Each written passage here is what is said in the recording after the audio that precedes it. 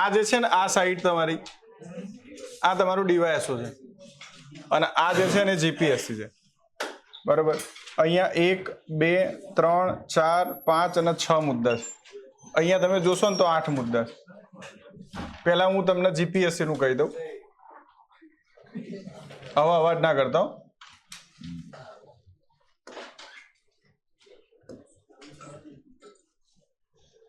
જો અહીંયા 250 માર્ક્સનું આ તમારું પેપર હશે. કેસ સ્ટડી આમાં કુલ સંખ્યા કેટલી છે? 8, બરોબર. 25 માર્ક્સની એક કેસ સ્ટડી હશે. પ્રશ્ન દીઠ 200 શબ્દ લખવાના હશે અને કુલ 200 માર્ક્સ થશે આના. અને વર્ણનાત્મક એટલે જે આપણે ક્વેશ્ચન આન્સર લખીએ છીએ ને એ 5 જ આવશે અને પ્રત્યેક ક્વેશ્ચન 10 માર્ક્સનું હશે. 150 માર્ક્સનું એ 250 માર્ક્સ તમારા થશે. આ જ વસ્તુ ડીવાયએસઓના અંદર કેટલા માર્ક્સની છે? 100 માર્ક્સની આવશે. એમાં 1-2 કેસ સ્ટડી આવશે અને વધારે આવે અને કોઈ ફિક્સ નથી એવું તમારે, કેમ કે તમારા અંદર તમારા ડીવાયએસઓમાં એવું માર્જિન છે નહીં કે 1 આવશે કે 2 આવશે, 4 આવે ને 5 આવે, બરાબર. અને એ જ રીતે 5 ક્વેશ્ચન તમારે આવે, પણ તમારા લોકોને કેસ સ્ટડી બધું 10 માર્ક્સનું જ આવશે. તમારે એવું બાયફિકેશન છે નહીં. હવે મુદ્દો છે, બહુ ધ્યાનથી સમજો. આ લોકો તમારે ડિટેલિંગ નથી પણ તમે પણ આમાંથી સમજજો. આ પ્રશ્નપત્રમાં પ્રશ્નોનું સ્વરૂપ અને ધોરણ એક સુશિક્ષિત વ્યક્તિ કોઈ વિશેષ અભ્યાસ વિના જવાબ આપી શકે તેવું રાખવામાં આવ્યું છે. આનો મિનિંગ છે કે કેસ સ્ટડી અથવા આ પેપરના અંદર જે તમને એંગલ પૂછવામાં આવશે એના માટે કોઈ એક્સપર્ટ નોલેજની જરૂર નથી. તમે એક સામાન્ય સોશિયલ પ્રાણી છો અને એ બાબતના સંદર્ભમાં તમે બધું અધ્યયન સારી રીતે ઓબ્ઝર્વ કરો છો. કેવી રીતે ઉઠવું, કેવી રીતે બેસવું, કેવી રીતે ખાવું, કેવી રીતે પીવું, કેવી રીતે કોઈના જોડે વાત કરવી, ક્યારે જવાબ આપવો, ક્યારે ના આપવો, બરાબર. દરેક વ્યક્તિની ઘટનાનો ઓબ્ઝર્વ કરો છો તો પણ તમે આ પેપર ઇઝીલી લખી શકો. આના માટે કોઈ એને લખી જ દીધું છે જો ઉપર, કોઈ વિશેષજ્ઞ નોલેજની શું નથી, જરૂર નથી. આ પેપર લખવા માટે કોઈ વાંચનની જરૂર નથી. જો તમારું જીવન એટલું મૂલ્યવાન રહ્યું છે તો. પણ તમારા લોકોને તો 4 ગણા વાંચનની શું છે, કેમ કે આ પૃથ્વીના અંદર અંતિમ પાપ જો કોઈ જગ્યાએ રહેશે એનામાં નહીં તો તમારા લોકોને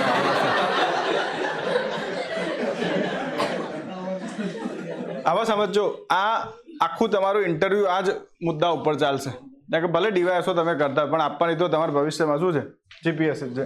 આ પ્રશ્નપત્ર દ્વારા ઉમેદવારની નીચેની ક્ષમતાઓ ચકાસણી કરવામાં આવશે. 1, સકારાત્મક ચારિત્ર, પોઝિટિવ કેરેક્ટર, બરાબર. આનો મિનિંગ છે અમુક લોકો નહીં સાહેબ હું તો આ નહીં કરું, બરાબર, હું તો આન્સર રાઇટિંગ નહીં કરું. એ કેરેક્ટરો જે હશે ને કદી પાસ થશે નહીં. અહીંયા તો એક જ અપ્રોચ આવો જોઈએ. આજે ક્વેશ્ચન ખોટો પડ્યો, કાલે સુધાર દઈશ, કાલે આ મારું કામ થઈ જશે. પણ આપણી મેક્સિમમ શું હોય? એક્સક્યુઝ, મજા નહીં. એ કેરેક્ટરોના આ એક્ઝામ પાસ કરવી શું છે? મુશ્કેલ છે. આ સિમ્પલ મુદ્દો છે. આમાં કંઈ મેં કહ્યું અહીંયાથી આલોચના શું થઈ જશે? ચાલુ થશે. વરસાદ આવ્યો નહીં આવે, એ કેરેક્ટરો આમાં ના ચાલે. વરસાદ આવ્યો ત્યારે તો ડ્યુટી કરવાની છે, ખબર પડી? તો વરસાદ આવ્યો નહીં આવે એનો કોઈ સ્કોપ જ નહીં, બરાબર. આ છે આજે નહીં અવાય પણ પેલું પ્લેન ક્રેશ થયું ત્યારે તો ત્યાં જવાનું હતું. તો ડિઝાસ્ટર છે એટલે તો પબ્લિક સર્વન્ટની જરૂર છે. તમે લોકો તો કેવા એક્સક્યુઝ આપીને રજાઓ પાડતા હશો એ તો તમને જ ખબર હોય, ખબર પડી? જેનો કોઈ તુક બનતો નથી, ઉઠાતું નહીં. હવે આજે જેટલું એ નથી થતું ને એ તમારું નેગેટિવ કેરેક્ટર શો કરશે અને એ તમારા આન્સરના અંદર જોજો નાની અભિવ્યક્તિમાં દેખાઈ જ જશે અને પેલો ફટ લઈને ચોકડું મારી દે, બરાબર. પછી કેવો નાગરિક બનાવે છે? આ પેપર એ તપાસવા માટે છે you are responsible citizen or not. ખબર પડી? માની લો કે સોશિયલ મીડિયા ઉપર આ જિગ્નેશ મેઘાણીની કોઈ રીલ આવી, બરાબર, અને તમે એને લાઈક અને શેર કરી નાખી, બરાબર. તો વાસ્તવિક સ્તર ઉપર તમે એક જવાબદાર નાગરિકમાં નહીં આવો. કેમ કે આ પ્રકારની રીલથી જો સમાજના અંદર જાતિવાદ ફેલાય છે અથવા સંઘર્ષ થવાની સ્થિતિ છે અથવા રાજ્ય અને લોકો વચ્ચે શું છે ઝઘડાઓ થવાની સ્થિતિ છે, તો એવા પ્રકારના મુદ્દાને તમારે પ્રમોટ ના કરવા જોઈએ. ખબર પડી? કેમ કે આ વસ્તુથી શું થશે? જે નેપાળમાં થયું એ અહીંયા થશે, કેમ કે ભારતના અંદર એ અધિકાર બિલકુલ નથી કે તમે પ્રોટેસ્ટ કરો. ભારતના અંદર શાંતિપૂર્ણ પ્રદર્શનનો શું છે અધિકાર છે.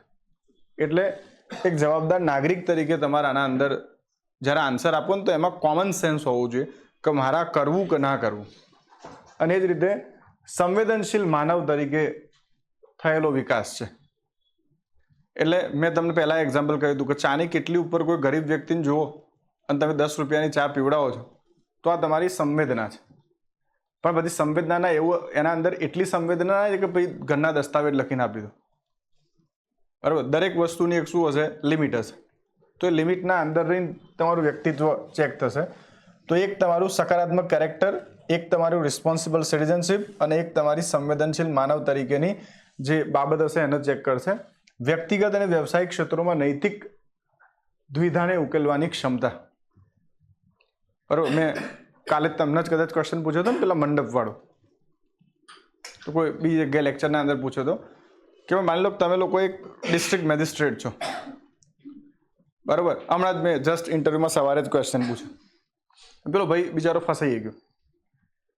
મેં ક્વેશ્ચન પૂછ્યો કે તમે લોકો ધર્મનિરપેક્ષ રાજ્યના અંદર વસવાટ કરો છો.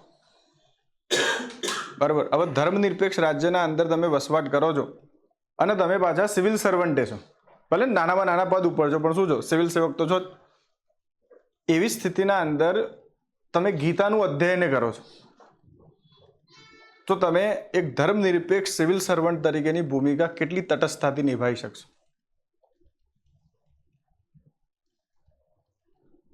અને આ ગીતાનું અધ્યયન અને ગીતાનો પ્રભાવ તમારા ઉપર છે તેમ છતાં તમે ધર્મનિરપેક્ષ છો સિવિલ સેવક તરીકે, આને જો સાબિત કરવાનું કહું તમે કેવી રીતે સાબિત કરશો? આ ઇથિકલ ડાયલોમાં થઈ ગયો. કેમ કે વ્યક્તિગત રૂપે આર્ટિકલ નંબર 25 તમારો છે, નો ડાઉટ, પણ સાથે સાથે તમે એક શું છો તો તમે તમારા ઇમોશનને કેવી રીતે બેલેન્સ કરશો? કોઈ 1-2 મુદ્દાઓ કહી દો આના પર હું આ રીતે બેલેન્સ કરીશ.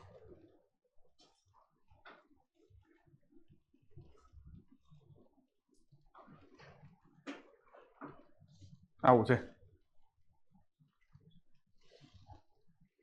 ભગવદ ગીતામાં જે ધર્મ કીધો છે ધર્મ હિન્દુના બદલે સત્યનિષ્ઠતા માની એનો આદર્શ બનાવીને આપણા કાર્યમાં લાગી. ભગવદ્ ગીતાના અંદર જે ધર્મ કીધો છે એ ધર્મનો અર્થ છે કર્તવ્યનું શું પાલન કરવું. ખબર? અને કર્તવ્યનું પાલન, ફળની ચિંતા, કર્મને, આનો મિનિંગ તો એ જ છે ને, ફળની ચિંતા ના કરશો. એક સિવિલ સેવક તરીકે તમે કેવી રીતે ધર્મ અથવા કર્તવ્યના પાલનને પ્રોત્સાહન આપશો ફળની ચિંતા કર્યા વગર? જો કે રાજ્યનું લક્ષ્ય તો ફળ એટલે કે સુશાસન છે. અહીંયા ગીતા આજના રાજ્ય સાથે કેવી રીતે બેલેન્સ બનાવશે?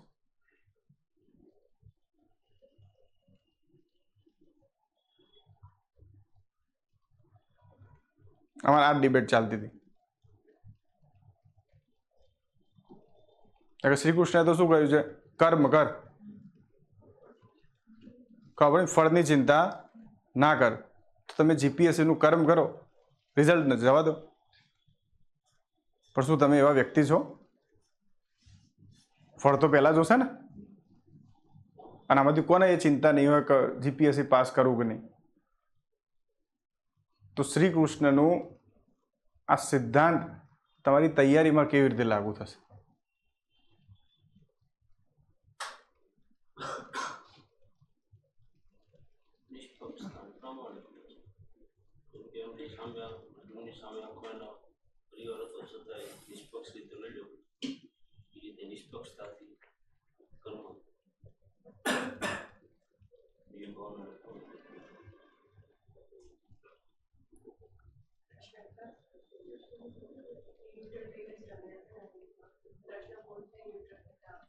બીજો ક્વેશ્ચન એને કૃષ્ણ જ કહ્યું, મેં કૃષ્ણ ઉપર પૂછ્યું કે ભાઈ કૃષ્ણએ તો ધર્મનો સિદ્ધાંત જે છે એ યુદ્ધ ભૂમિમાં આપ્યો હતો, બરાબર ને? કૃષ્ણએ તો ધર્મનો સિદ્ધાંત ક્યાં આપ્યો હતો? યુદ્ધ ભૂમિમાં આપ્યો હતો. તો આજની ભારતની ફોરેન પોલિસીના અંદર કેમ ડિપ્લોમેસીને પ્રોત્સાહન આપવામાં આવે છે, કેમ યુદ્ધને નહીં? સર ગીતામાં એવું પણ કીધેલું છે કે પોતાની સેલ્ફ, પોતાનો પરિવાર અને પોતાના રાષ્ટ્ર માટે કંઈ પણ હિતમાં આપણે નિર્ણય લઈએ તો તે સ્વાર્થ વૃત્તિ ના કહેવાય. મેં સ્વાર્થની હિડોઇઝમની તો વાત જ નહીં કરી. મેં તો કહ્યું છે કે કર્મનો સિદ્ધાંત જો એવું કહેતો હોય કે પરિણામની ચિંતા ના કરશો, તો રાજ્ય પરિણામ લક્ષી કોઈ યોજના બનાવે કે પરિણામ મુક્ત કોઈ યોજના બનાવશે? રાજ્યના હરેક બાબતના અંદર શું હોય? પરિણામને ધ્યાન રાખવામાં આવ્યું હોય. 2% વૃદ્ધિ કરીશું, 4% કરીશું, 2% ક્લાઇમેટ ચેન્જને ઘટાડીશું. તો આ બધા તો શું છે? તો એક રાજ્યને પરિણામ મુક્ત કેવી રીતે બનાવી શકાય?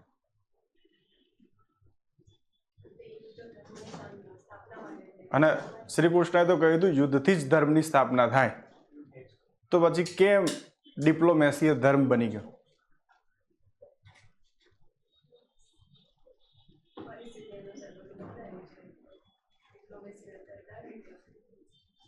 પણ એનાથી ધર્મની સ્થાપના નહીં થાય.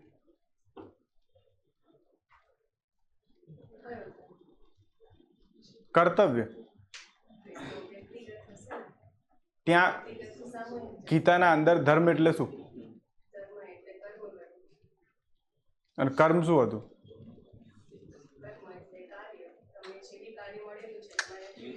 પેલા ગીતા વાંચો.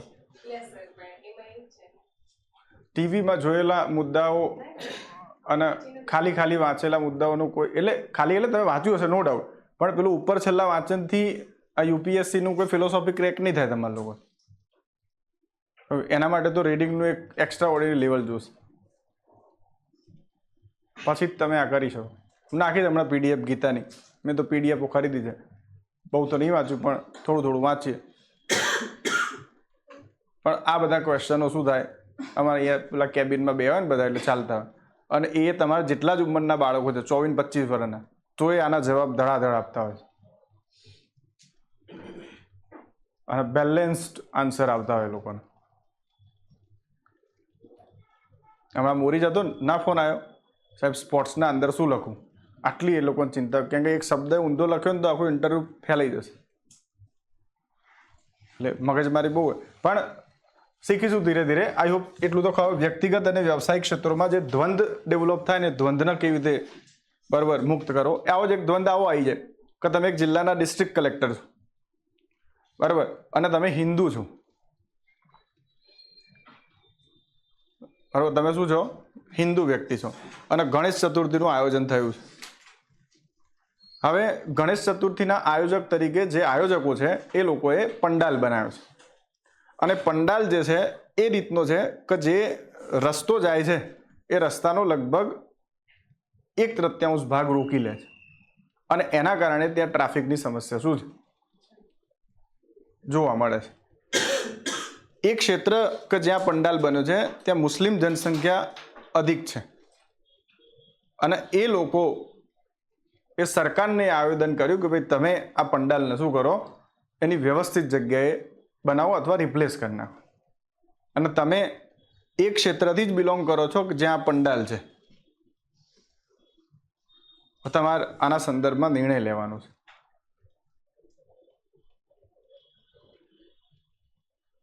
શું કરશો? રસ્તો જે રોકાણો છે એનો ઓલ્ટરનેટ ડાયવર્ઝન થતું હોય અને એ અનુકૂળ હોય તો પહેલા એને પ્રાથમિકતા. ઓપ્શન નથી, ડાયવર્ઝનનો કોઈ સ્કોપ જ નથી. ગણેશ મંડપની અંદર સાહેબ 2 ટાઈમ આરતી થાય એટલે 2 ટાઈમ ટ્રાફિકની સમસ્યા રહે, તો તે સમયે ધર્મની ધરાવતા વ્યક્તિઓને ત્યાં આગળ મુકાવવો જોઈએ, કારણ કે આરતીનો ટાઈમ જ પબ્લિક હોય, બાકી તો પબ્લિક હોતી નથી ત્યાં આગળ ટ્રાફિક. પણ સમજ તો આરતી પબ્લિક તો 24 કલાક આવશે ને, જશે ને ભાઈ, અવર જવર થશે, પણ ત્યાં આગળ એટલી ટ્રાફિક નહીં થતી. એ મુદ્દો નહીં, તારે મંડપ વિશે જ નિર્ણય લેવાનો. જગ્યા જોઈ લેશું. ટ્રાફિક એવો છે કે માની લે કે બાજુનો રસ્તો બંધ છે ને બંને એક જ જગ્યાએ આવવા જવાનું છે, આપણે પેલા પુલ જેવી સ્થિતિ છે. કારણ કે તું યાદ રાખજો, તમે બધા યાદ રાખો, ઇન્ટરવ્યુની કેસ સ્ટડીના અંદર જેટલા વિકલ્પ તમે આપશો ને એટલા દરવાજા એ લોકો બંધ કરશે, કેમ કે એમને જે આન્સર જોઈએ છે એટલો નહીં મળે ને ત્યાંથી એ લોકો સ્ટોપ મારી દેશે. બંને અને અહીંયા જ ચેક કરશે કે તમે હવે શું કરશો, કેમ કે તમારું ડિસિઝન લેવાનું હતું, તમે સજેશન આપી રહ્યા છો. ક્વેશ્ચન એક જ મુદ્દા ઉપર છે, પંડાલનું શું કરશો. બંને કોમના જે મુસ્લિમ જે સંપ્રદાયના મોલવી આ બાજુના જે ઠેકેદાર હોય બંનેને બોલાય અને યોગ્ય દિશાની અંદર એ લોકોનો ડિસિઝન આપી દેજો. આ જ આન્સર છે આનો, સ્થાનાંતરિત જ કરવું પડે. બંનેની સંમતિ, સહમતિની જરૂર જ નથી, તમારે રૂલ ઓફ લો ઉપર જ ચાલુ પડે. કેમ? હવે અહીંયા જો કોન્સ્ટિટ્યુશનલ બેઝ લેવો પડશે. તો આર્ટિકલ નંબર 25 અંદર સ્પષ્ટ કહ્યું છે, if there is a question of public order, health and decency, then government has a right to do any type of prohibition on the right to express of religion. એની પહેલી 3 લાઈનોમાં જ આ લખ્યું છે. એટલે જ્યારે તમારો સમજ અહીંયા તું કોઈ ધર્મનો અહીંયા તરત પકડી જાય કે તું બાયસ છે, તારો આન્સર તો જ બેલેન્સ રહેશે કે જ્યારે તું શું લઈને ચાલીશ, કોન્સ્ટિટ્યુશન લઈને ચાલીશ. એટલે લોનો મુદ્દો હોય ને ત્યાં વ્યક્તિગત સુઝાવ કદી ના આવવા જોઈએ. મેં વિકલ્પ મારા આપવાનો છે કે તારા આપવાનો? વિકલ્પ મારા આપવાનો છે કે તારા? મેં શું કીધું, ગમે તે ધારા અંતરે તોય તારા રૂલ ઓફ લો પ્રમાણે જ અહીંયા આન્સર આપવું પડે, તો જ તારી વ્યક્તિનિષ્ઠા બાજુમાં રહેશે અને તારી વસ્તુનિષ્ઠા ઉપર આન્સર નજુ મળશે, સ્ટેબિલિટી મળશે. બાકી તું વ્યક્તિનિષ્ઠ બનીને આન્સર આપીશ તો એ લોકો તરત પકડી પાડશે કે ભાઈ તારા મૂલ્યો ક્યાંક ના ક્યાંક શું છે, બાયસ છે. અને ધીસ ઇઝ ધ, આ બધું ઇન્ટરવ્યુમાં જ થશે. અને એમાં હસમુખ પટેલ જેવાને ખબર પડી ગઈ એટલે તો ખબર છે ને સીધો શું કરશે, 10-12 મૂકીને રિજેક્ટ કરી નાખશે. એટલે આના અંદર વ્યક્તિનિષ્ઠ મૂલ્યોના હાવી તો તાર નહીં જ થવા દેવા પડે. તું અશાંત ધારો લાવે કે આપસપા લાવે. પણ આટલી અને બીજી વસ્તુ સાહેબ કે પંડાલની મેજિસ્ટ્રેટ એક્ઝિક્યુટિવના સત્તા આપેલી છે, કલેક્ટર જોડે તો છે નહીં, તાબાની નીચે એ કલેક્ટર સુધી. અરે આ કેસ સ્ટડી છે, કેસ સ્ટડીના અંદર હું ચાહું એ હાઇપોથેટિકલ બનાવી શકું. આ પેલું સિલોલિઝમ જેવું છે, A is equal to B અને B is equal to C. અહીંયા ફક્ત વ્યક્તિના મૂલ્યો કેટલા તટસ્થ એ ચેક કરવા માટે એ લોકો 4-5 શું કરશે, કેરેક્ટર ડેવલપ કરશે. એટલે કેસ સ્ટડી બધી હાઇપોથેટિકલ હોય, આના અંદર બીજું કશું હોય નહીં. આમાં એટલું જ ચેક થાય કે તમારા વેલ્યુ સિસ્ટમ કેવા, મુશ્કેલ પરિસ્થિતિમાં નિર્ણય લેવાની ક્ષમતા. આ અહીંયા બતાવી દેશે કે તમારી પરિસ્થિતિઓ કેવી છે, અને આપણી પરિસ્થિતિ આપણને ખબર જ છે. બધું બહેનોનું જોઈ લે, એક્ટિવા ચલાવતી હોય, બાજુમાંથી શું કહે, ટ્રક ગઈ, મુશ્કેલ પરિસ્થિતિ હતી, યા તો ટ્રક બાજુમાં પડી હોય યા તો એક્ટિવા બાજુમાં પડી, એ લોકો નિર્ણય ના લઈ શકે. આ વાસ્તવિકતા છે. એટલે બહેનો જોજો, વાતમાં પૂછવું પડે, સાંજે શું જમવાનું બનાવું, સવારે શું બનાવું, બપોરે શું બનાવું, દરેક વખતે ઓપિનિયન બેઝ ચાલતા હોય. આનો મિનિંગ છે એ લોકો મુશ્કેલ પરિસ્થિતિમાં કશું કરી શકશે નહીં. એટલે જો ગરોળી આવશે ને તો એ બહાર નીકળી જશે. ખોટું ના કહે, પણ આ વાસ્તવિકતા. હવે જો અહીંયાથી આ 3 બાબતો ઉપર તમારું કામ થશે. અને એમાં પછી પહેલો ટોપિક છે જાહેર અને વ્યક્તિગત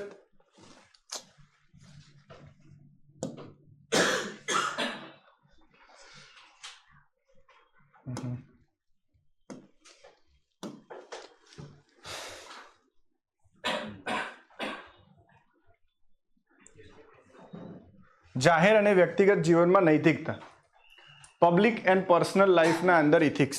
અને એમાં લખ્યું છે દૈનિક નિર્ણય લેવામાં યોગ્ય અને અયોગ્યની સમજ દાખવવી, વ્યક્તિગત અને વ્યવસાયિક જીવનમાં પગલાં લેતી વખતે મૂલ્યો કઈ રીતે ભૂમિકા ભજવે તે સમજવું.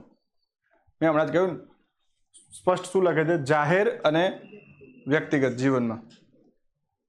આનો મિનિંગ છે તમે કેવી રીતે ઉઠો છો, કેવી રીતે બેસો છો, પબ્લિક લાઈફના અંદર, પર્સનલ લાઈફના અંદર, આ બધાના અંદર તમારે જોવું પડે કે તમારા મૂલ્યો કેવા છે. કયું ક્લાસના અંદર સમય આવું, સમય ટેસ્ટ લખવો, રજા આપવી, રજા લેવી હોય તો શું કરવું, અરજી આપવી, આ બધા તમારા મૂલ્યોમાં આવે. પણ આપણે આ બધા માનતા નથી. સ્કૂલમાં હતું ખબર છે ને, ચિઠ્ઠી લખીને જાઓ, પણ હજુ એ સરકારમાં ચિઠ્ઠીની પ્રથા છે. જો કલેક્ટરને મળવા ગયા, કોઈ સુપિરિયરને મળવા ગયા તો ચિઠ્ઠી જ લખાવશે, અને ચિઠ્ઠીમાં તમારું નામ જાય, પછી 10 મિનિટ પછી પેલો બોલાવે, જેથી સભ્યતા મેન્ટેન રહે. આપણે આજે આવું તો આવું, ના આવું ના આવું, અમારે કોઈ ફરક પડતો નથી. અને આ જ વસ્તુ ત્યાં કેમ જીપીએસસીનું ઇન્ટરવ્યુ 10 વાગે જતા રહો? એટલે તમે લોકો નિયમોથી જ ચાલો. જો નિયમો તમારા ઉપર ના હોય તો તમે અસભ્ય બની. આ વસ્તુ બતાવે છે. એટલે જાહેર અને વ્યક્તિગત જીવનમાં નૈતિકતા, દૈનિક નિર્ણય લેવામાં યોગ્ય અને અયોગ્યની સમજ દાખવવી 0 હશે આપણી. વ્યક્તિગત અને વ્યવસાયિક જીવનમાં પગલાં લેતી વખતે મૂલ્યો કઈ રીતે ભૂમિકા ભજવે છે તે સમજવું.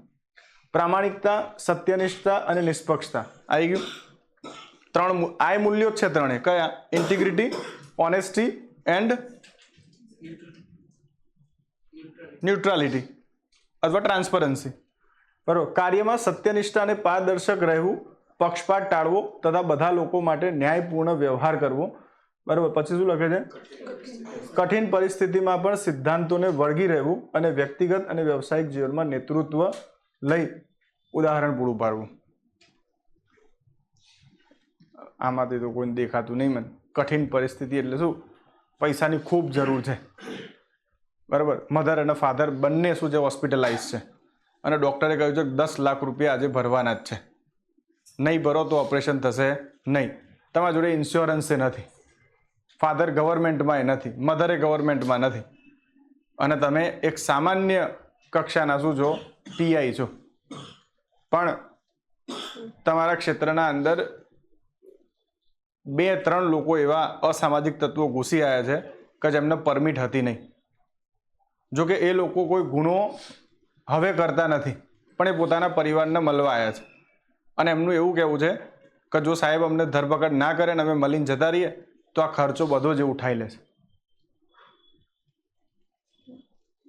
શું નિર્ણય લેશો?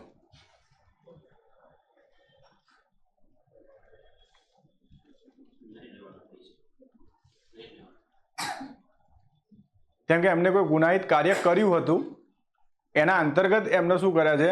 તડીપાર કરેલા છે. અને જો તમે પૈસા નથી ભરતા તો માતા પિતાનો જીવ શું છે? સંકટમાં છે. ઓપરેશન કરવું ખૂબ જ જરૂરી છે.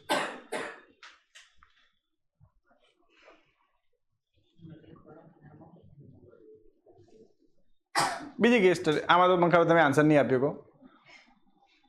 માનો તમે જીપીએસસીનું ઇન્ટરવ્યૂ છે તમારું, અને પહેલો જ નંબર શું છે ઇન્ટરવ્યૂના અંદર? તમારો જ છે. રસ્તા ઉપર જઈ રહ્યા છો અને તમારા મિત્રનું એ બાજુમાં ઇન્ટરવ્યૂ છે, અને એ પણ રસ્તા ઉપર જઈ રહ્યો હતો. બંને બાઇક ઉપર હતા. મિત્રનું એક્સિડન્ટ થઈ ગયું, પણ મિત્રનો નંબર છેલ્લો છે ઇન્ટરવ્યૂમાં, અને એના પગે થોડું વાગ્યું છે અને કપડાં ફાટી ગયા છે. રસ્તા ઉપર બીજું કોઈ નથી અને 9:30 ઓલરેડી થઈ ગયા છે. શું કરશો? ઇન્ટરવ્યૂ આપવા જશો કે જીવ બચાવશો? અને જીપીએસસીનો કોઈ ફરક નહીં પડતો તમે કઈ પરિસ્થિતિથી નતા પહોંચ્યા. જીપીએસસીનો કોઈ ફરક નહીં પડે.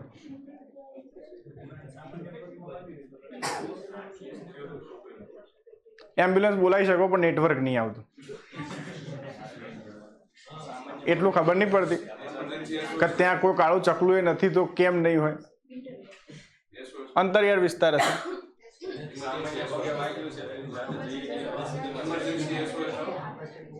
નેટવર્ક જ નથી ફોનમાં.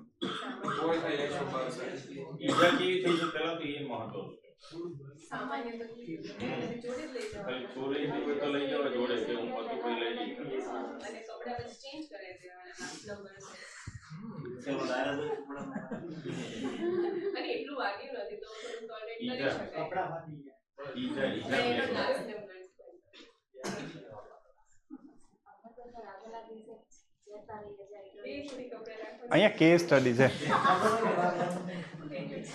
આ આન્સર એક સારો છે. જે પણ ઇન્ટરવ્યુમાં જાય ને એક્સ્ટ્રા શર્ટ ને પેન્ટ લઈને જ જાય છે. મેં શું કીધું? જ્યાં સ્કોપ છે ને ત્યાં વિચારવાનું છે. અને જાહેર અધિકારીનું કામ એ જ હોય. એના જોડે દરેક જિલ્લા સમાન ના હોય કે અમદાવાદના જેમ બધા સક્ષમ જ હોય. કોકને દાહોદે મળ્યું ને પંચમહાલે મળ્યું, ચલાવવાનું તો છે જ. તો એ વખત તમે એક્સક્યુઝ નહીં આપી શકો કે મારે તો આવ્યો જિલ્લો હતો હું કશું ના કરી શક્યો. બરાબર, આખા ભારતના અંદર ભૂગોળ અલગ અલગ છે અને દરેકની સમસ્યાઓ કેવી છે, અલગ છે. 2 મિત્રો છે જેને આઈપીએસ મળ્યું છે, એકને ત્રિપુરા અને એકને નાગાલેન્ડ. એમાં એકે તો વિચાર્યું કે હવે હું તો છોડું છું, એક કન્ટિન્યુ કરશે. તો નાગાલેન્ડમાં રહેવું કે ખાવાની વસ્તુ થોડી છે, ત્યાં આઈપીએસ બનો કે કોન્સ્ટેબલ બનો, બંને હરખું જ છે. ત્યાં તો શું ફરક પડે? આ દિવસને જ્યારે એવું લાગ્યું ખાવું છે આજે ઉઠાઈને લઈ જશે. તો આ બધી કઠિન પરિસ્થિતિઓ છે કે જ્યાં તમારા આ બધા નિર્ણયોનું કેસ સ્ટડી પૂછશે ને તમને હેરાન કરશે એ લોકો. અને એ કેસ સ્ટડી મેં તો 4 સાઈડમાં ગઈ, 12-13 લાઈનમાં છે અને એમાંથી બધી શોધવાનું આવશે કેવી રીતે તમે સમસ્યાઓને આઈડેન્ટિફાય કરો છો અને કેવી રીતે સોલ્વ કરો છો. બરાબર, એટલે આવા આ બધી પરિસ્થિતિઓના અંદર કંઈ વિશેષજ્ઞની થોડી જરૂર પડશે. આમાં તો common general point of view છે કે તમે શું સ્ટેપ લેશો. પણ જીવનમાં આપણે લીધા જ નહીં. આપણે તો પડ્યો જ જોઈએ કે પડ્યો તો જોવા જઈએ. આપણો એટીટ્યુડ ક્યાંય રિફોર્મિસ્ટનો ના હોય. આપણે શું જોતા અચ્છા આટલું બધું લોહી આવ્યું, આવું થયું, ભગવાન એના આત્માને શું કરે, શાંતિ આપે તો ભગવાન બચાવી લે, એમ એનો કહેવાનું. આટલું કહીને આપણે આપણા કામે શું થઈ જાય, રવાના થઈ જાય. એટલે કદી આ કામ કર્યું જ ના હોય પ્રેક્ટિકલ લાઈફમાં તો આન્સરે ક્યાંથી આવે. અને એને એટલે જ કીધું વ્યક્તિગત જીવનના અંદર તમે કયા પ્રકારે વ્યવહાર કર્યો છે એનું અહીંયા શું થશે, ટેસ્ટિંગ છે. બરાબર, આ બધું જ અહીંયા ચેક થશે આ પેપરમાં. અને તમારા લોકોને તો ધૂળ કાઢી નાખી. શાસનમાં સંવેદનશીલ બિલકુલ નથી આપણા અંદર. શાસનમાં વાત કરી છે.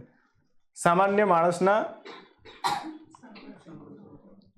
સંઘર્ષોને સમજવા, નબળા અને વંચિત વર્ગો પ્રત્યે સંવેદનશીલતા, દરેક માટે ન્યાય અને ગૌરવ સુનિશ્ચિત કરવું,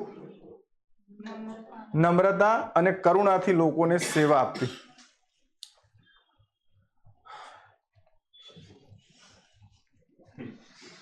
નમ્રતા, કરુણા, સંવેદના. આનો મિનિંગ કોક વ્યક્તિ તમે બની જાય અધિકારી અને એના પછી તમારા જોડે કોઈક સેવા લેવા આવે તો તમારે કહેવાનું પ્લીઝ સર સિટ ડાઉન. આ ભાવ હોય તો એ વિનમ્રતા છે. પણ આપણે શું કહીએ, કોણ આવ્યું, ભગાય અત્યારે ટાઈમ નથી, અત્યારનું શાસન આવું છે. અને મને નહીં લાગતું આમાંથી કોઈ વિનમ્ર બચ્યું હશે. હવે એટલે કોઈક વ્યક્તિ બોલતો હોય એની વાત કાપો ને એને વિનમ્રતા ના જ કહેવાય. પણ એ બધા મૂલ્યો તો આપણે શું કરી નાખે, છોડી દીધા છે. જો આ રીતે લેક્ચર ચાલતું હોય તો એ વાતો કરો ને, એ વિનમ્રતા ના કહેવાય. આ વિનમ્રતાનું શું છે, ઉલ્લંઘન છે.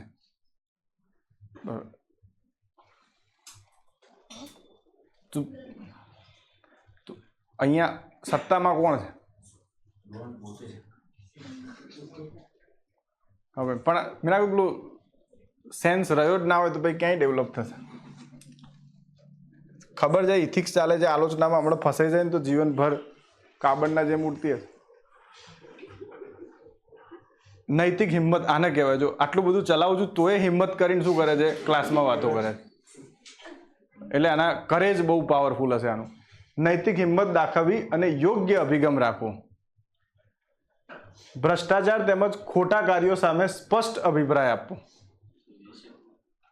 સ્પષ્ટ અભિપ્રાયનો મિનિંગ શું છે, તમારે સ્ટાન્સ લેવાનો છે એક, ના મારું સ્ટેન્ડ તો આ જ હશે. જો તમે એવું કહી દીધું પેલા કેસ સ્ટડીમાં કે હું તો ઇન્ટરવ્યુ આપવા જઈશ જ, તો પછી જઈશ જ. ના સાહેબ મારો મિત્ર આમ થઈ જશે, તેમ થઈ જશે. અરે પણ સ્પષ્ટ તો કહ્યું હતું, એના પગે વાગ્યું છે. મેં એવું નહોતું કહ્યું પગ કપાવવાનો છે. ખબર તો તમે અહીંયા અધિકારી મેં પહેલાં કીધું વેવલેન્થ, શબ્દો સમજવાના છે. બરાબર. અને અહીંયા તમે એ પણ કહી શકતા હતા કે હું એક જાગૃત નાગરિક તરીકે મેડિકલ કિટ લઈને જ આવ્યો હતો, તો મેં એના પગના અંદર શું કરી દીધો, પાટો બાંધી અને એના એક જોડે કપડાં હતા એમાં લઈ ગયો. મેં સ્કોપ મૂક્યો જ હતો. અને મેડિકલ વાળાને તો ખબર જ હોય ને. અને સરકાર કહે છે કે એટલી મેડિકલ કિટ તો લઈને જવી કે જેથી ગમે ત્યારે તમે શું કરી શકો. અને ફોરેનમાં જોજો લોકોના બેગમાં હોય જ. સમસ્યા આપણા અંદર જ છે. આ અવેરનેસના મુદ્દા છે. ઘરના અંદર આટલી મેડિકલ કિટ તો હોય ને બધાના, હોવી જ જોઈએ. આપણે અહીંયા રાખી છે કે કોઈને વાગી જાય તો શું કરીએ, એટલીસ્ટ બ્લડ રોકવા માટે આપણા જોડે એટલું મેડિકલ માટેની ફેસિલિટી હોવી જોઈએ. અને મેં તો એટલે પહેલાં નહોતું ક્લાસમાં કહ્યું ગ્લુકોઝ ચડાવવો હોય તો એ છે, પણ એટલું બધું કે બીમાર આપણે તો ગ્લુકોઝની થાય વાત જ નહીં કરે, અમે રજા જ પાડીશું. આ બધું શું 2 શરદી થઈ ગઈ ને તો એ રજા સને એક્સપાયર.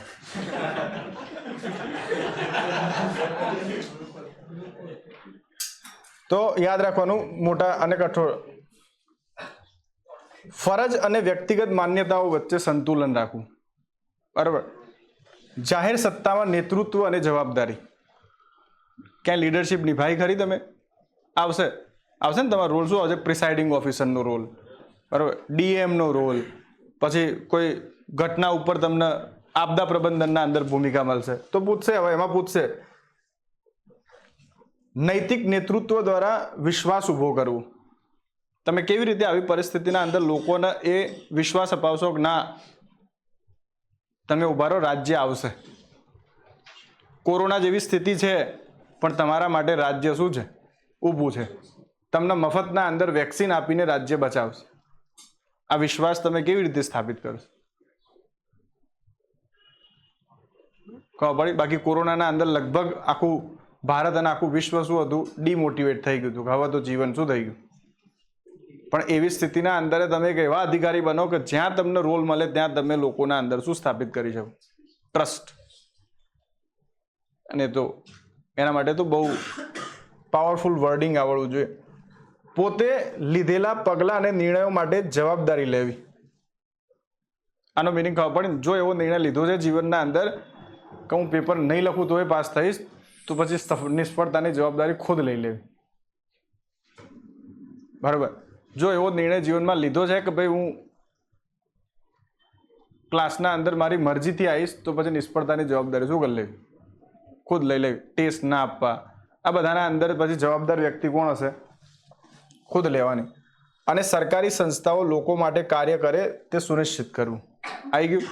સરકારી સંસ્થાઓ લોકો માટે કાર્ય કરે સુનિશ્ચિત કરવા માટે તમે કયા પગલાં ઉઠાવશો? સિટીઝન ચાર્ટરનો ઉપયોગ કરશો, આરટીઆઈનો ઉપયોગ કરશો, લોકપાલનો ઉપયોગ કરશો, લોકાયુક્તનો ઉપયોગ કરશો, તો એનાથી સુનિશ્ચિત થશે કે તમે લોકો, હમણાં જ વાત કરી સોશિયલ ઓડિટિંગ, સમાજ પણ લોકતંત્રના અંદર શું કરશે? ભાગીદારી નિભાવશે. એવું તો કંઈ કરતા નહીં. પારદર્શિતાની જવાબદારી. સરકારી નિર્ણય લેવામાં ખુલ્લાપણાનું મહત્વ, ઓપનનેસ. જાહેર સંસાધનોનો યોગ્ય રીતે શું કરવો? ઉપયોગ થાય તે સુનિશ્ચિત કરવું. વહીવટમાં નૈતિક પડકારો. વાસ્તવિક જીવનની પરિસ્થિતિઓ સાથે નિયમોનું સંતુલન કરવું. વાસ્તવિક જીવન એટલે ખબર પડે ને? તમારી પર્સનલ લાઈફના અંદર કોઈ પ્રોબ્લેમ છે, એનો પ્રભાવ તમારી પબ્લિક લાઈફ ઉપર ના પડવો જોઈએ. એના વચ્ચે તમારે બેલેન્સ કરવું પડશે. નિર્ણય લેતી વખતે વિરોધી હિતોનું નિરાકરણ કરવું. સત્તાનો જવાબદારીપૂર્ણ ઉપયોગ કરી ન્યાય સુનિશ્ચિત કરવો. અને ઉપરોક્ત મુદ્દાઓ પર કેસ સ્ટડી. એટલે આ બધા જ જેટલા મુદ્દાઓ કીધા એના ઉપર તમને 8 કેસ સ્ટડી પૂછશે. તો પહેલી કેસ સ્ટડી ના ચાલે. પહેલા શું ચાલે? થિયરી ચાલે. અને થિયરી ઉપર કમાન્ડ આવે ને પછી શું ચાલે? કેસ સ્ટડી ચાલે. આ તમારો જીપીએસસીનો સિલેબસ છે. અને હું માનું કે 8 મુદ્દાઓ તમારા ઇથિક્સના પહેલા પેજ ઉપર શું થવા જોઈએ? પ્રિન્ટ ફોટો ના ચીપકાવતા, લખજો હાથથી, જેથી ખબર પડે કે અચ્છા આમાં શબ્દોનું કેટલી માયાજાળ છે. અને જો આ બધા જ છે ને, કશું ટોપિક નથી. આ બધા મૂલ્યો છે. નેતૃત્વ, જવાબદારી, પારદર્શિતા, જવાબદેહિતા, વહીવટમાં નૈતિકતા, આ બધા જ જેટલા છે ને આ બધા મૂલ્યો છે. અને મૂલ્યો તમને ડેફિનેટલી આવડવા જોઈએ. એટલે સૌથી મોટો મુદ્દો તમારા આખા પેપરના અંદર મૂલ્યો ઉપર છે. બીજો મુદ્દો તમે એ જુઓ, અહીંયા યુપીએસસી જેવું બિલકુલ નથી. બરાબર ને? કેવી રીતે? યુપીએસસીના અંદર તો આખું ઇથિક્સ છે, બરાબર, એના પછી એપ્ટિટ્યૂડ છે, એના પછી એટીટ્યૂડ છે, એના પછી વિશ્વનું નેતૃત્વ છે. યુપીએસસીના મુદ્દાઓ આ બધા છે. એમાંથી તમારા સિલેબસના અંદર ફક્ત એક જ ટોપિક લીધો છે એ લોકોએ, ઇથિક્સ. ઇન્ટિગ્રિટી અને એપ્ટિટ્યૂડ તમારા સિલેબસનો ભાગ નથી. યુપીએસસીનું ચોથું પેપર શું છે? ઇથિક્સ, ઇન્ટિગ્રિટી અને એટીટ્યૂડ. આમાં ક્યાંય એટીટ્યૂડ આવ્યો? પણ ડીવાયએસઓમાં છે. જો આમાં ઇમોશનલ ઇન્ટેલિજન્સીનો એ નથી ઉપયોગ, પણ આમાં છે. ખબર પડી? પછી આના અંદર વલણ એટીટ્યુડ છે, તો તમારા લોકોને મારે ચલાવવું પડશે. એટલે આ બે મુદ્દાઓ છે કે જે તમારે જાહેર આમાં મૂક્યા છે, કેમ કે તમારા સિલેબસના બહુ ચેન્જ નહીં કર્યો, આટલું જ છે. એમાં નીતિશાસ્ત્રના અંદર મુદ્દાઓને પડકારો, ભ્રષ્ટાચાર વિરોધી તંત્ર, લોકપાલ લોકાયુક્ત, મેં કીધું અહીંયા ચલાવી દઈશું. એટલે આ તમારી પેલી બે સંસ્થાઓ જે જાહેર વહીવટમાં ચલાવવાની તે અહીંયા શું થશે, ચલાવી દેશે. બાકી આ ટોપિક આખો આ છે, પણ આ જે રીતે આપ્યું છે ને આ રીતે પૂછાતું નથી. બરાબર. પછી આ છે, જો માનવ મૂલ્યો, નાગરિકોને મૂલ્ય સંબંધિત શિક્ષિત કરવામાં કુટુંબ, સમાજ અને શિક્ષણ સંસ્થાની શું સમસ્યાઓની ભૂમિકા. આને ખોટું લખ્યું છે, એકચ્યુઅલી ભૂમિકા આવે છે, સમસ્યાઓ શબ્દ જ આવતો નહીં. પણ આ લોકો તો ભાવનાત્મક બુદ્ધિમત્તાનો ખ્યાલ, વહીવટ અને શાસનમાં તેની ઉપયોગિતા અને વિનિયોગ.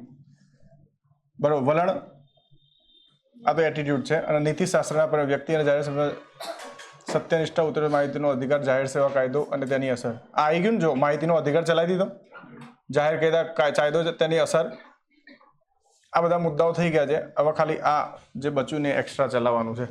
એટલે હું આ સિલેબસ પ્રમાણે નહીં જતો, હું તમને આખું એથિક્સ શું કરી નાખીશ, ચલાવી દઈશ. એટલે તમારા લગભગ આ બધા મુદ્દાઓ એમાં શું થઈ જશે, કવર થઈ જશે. પણ તમે લોકો શું કરજો, આ જીપીએસસીના સિલેબસનો આધાર માની લો અને એના તમારા પહેલા પેજ ઉપર શું કરી દો, લખી દો.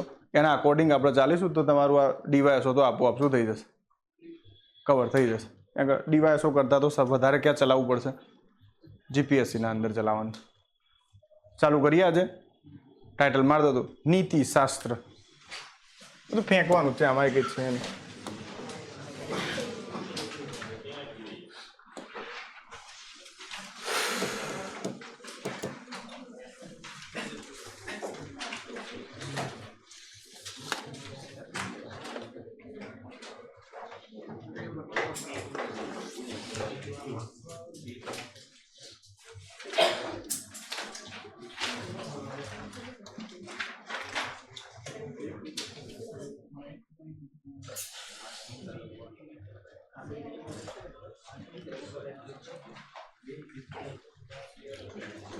ચલો જો નીતિ શાસ્ત્ર.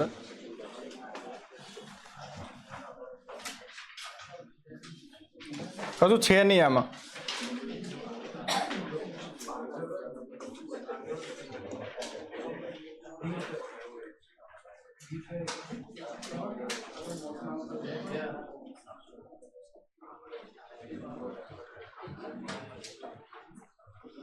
જો સૌથી પહેલા આપણે જોઈએ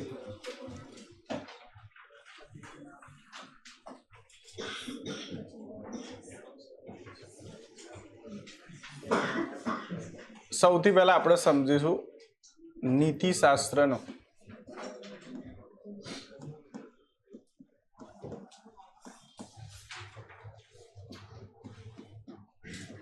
ઉદ્ભવ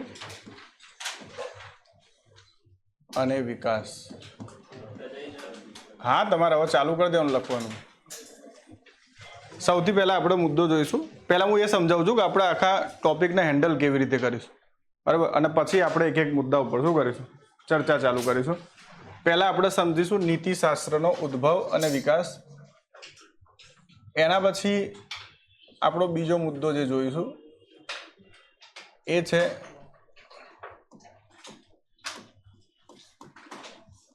નીતિશાસ્ત્રની વિશેષતાઓ શું છે.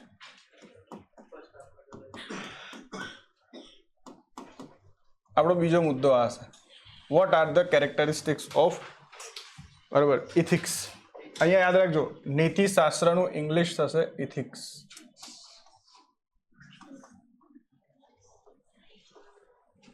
જ્યારે કે યુપીએસસી હશે ને તો એના અંદર ઇથિક્સ, ઇન્ટિગ્રિટી અને શું હશે, એટીટ્યુડ. આ બધા જ મુદ્દાઓ હશે.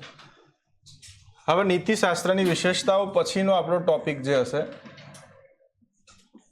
એ તમારો પહેલો જ ક્વેશ્ચન પૂછાય છે, નીતિશાસ્ત્ર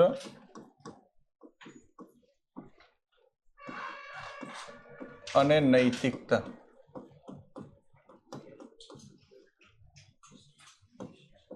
વચ્ચે અંતર. આનો મીનિંગ છે, what is the difference between ethics and morality. આમાંથી એક ક્વેશ્ચન આવે છે ને આવે જ છે, બરાબર. ઇથિક્સ અને મોરાલિટી વચ્ચેનો ડિફરન્સ શું છે? આ ટોપિક પતશે એના પછી આપણો ટોપિક આવશે ડી, એ છે મૂલ્યો, વેલ્યુઝ.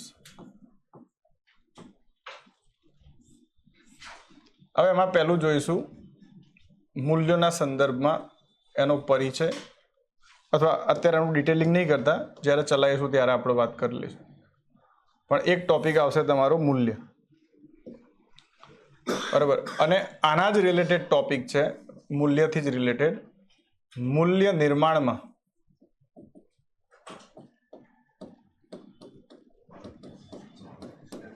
ત્રણ સંસ્થાઓની ભૂમિકા. કોની? પરિવાર, સમાજ અને કોણ ભાઈ? શિક્ષણ સંસ્થા. અહીંયાથી આ ક્વેશ્ચન ડેફિનેટલી બનશે. બહુ બધી જગ્યાએ પૂછાઈ ગયેલા ક્વેશ્ચન છે. મૂલ્ય નિર્માણના અંદર પરિવાર, સમાજ અને શિક્ષણ સંસ્થાની શું ભાઈ? ભૂમિકા. અને આના પછી ટોપિક આપણે ચલાવવો પડશે, અને એ છે ફાઉન્ડેશન વેલ્યુઝ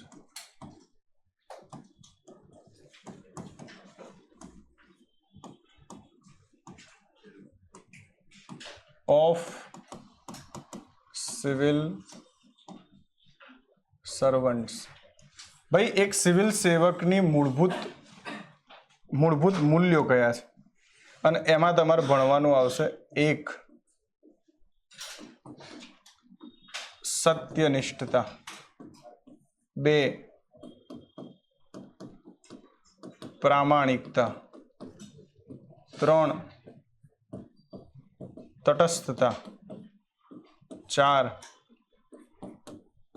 નિષ્પક્ષતા, પાંચ, કમિટમેન્ટ,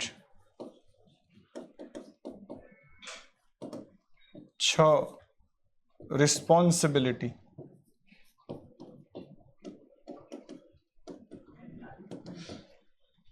સાત, અકાઉન્ટેબિલિટી, પછી ખબર હતો લીડરશિપ,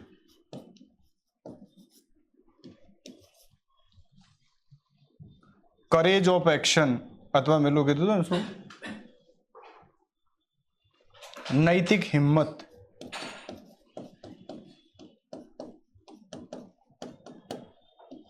આવા ઘણા બધા મૂલ્યો છે કે જે આપણે શું કરીશું, જોઈશું. અને તમારા સિલેબસના અંદર જોજો, હરેક જગ્યાએ આ મૂલ્યો તમને શું કરે છે? લખે છે. એટલે તમને શું પૂછે? મૂલ્ય એટલે શું? કોઈ પણ ત્રણ મૂલ્ય ઉપર શું કરો? ચર્ચા કરો ઉદાહરણ સાથે. તો તમને આ મૂલ્યની ડેફિનેશનો પરફેક્ટ શું હોવી જોઈએ? ખબર. અને આ ક્વેશ્ચન આ વખતે પણ પૂછાઈ ગયેલો છે, એટલે આ એક તમારો આધાર રહેશે. એના પછી જે તમારો ટોપિક છે એ તમને મારે ચલાવવું પડશે બ્રાન્ચીસ ઓફ ઇથિક્સ.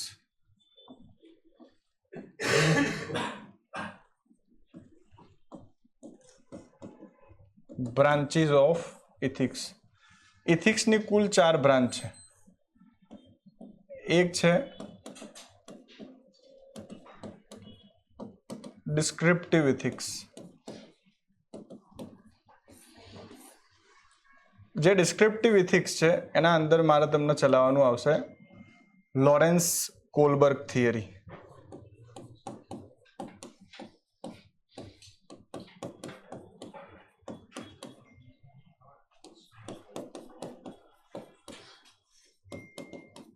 આને કહેવાય છે હેનીઝ ડાયલોમા. હેનીઝ ડાયલોમા કહેવાય છે આને.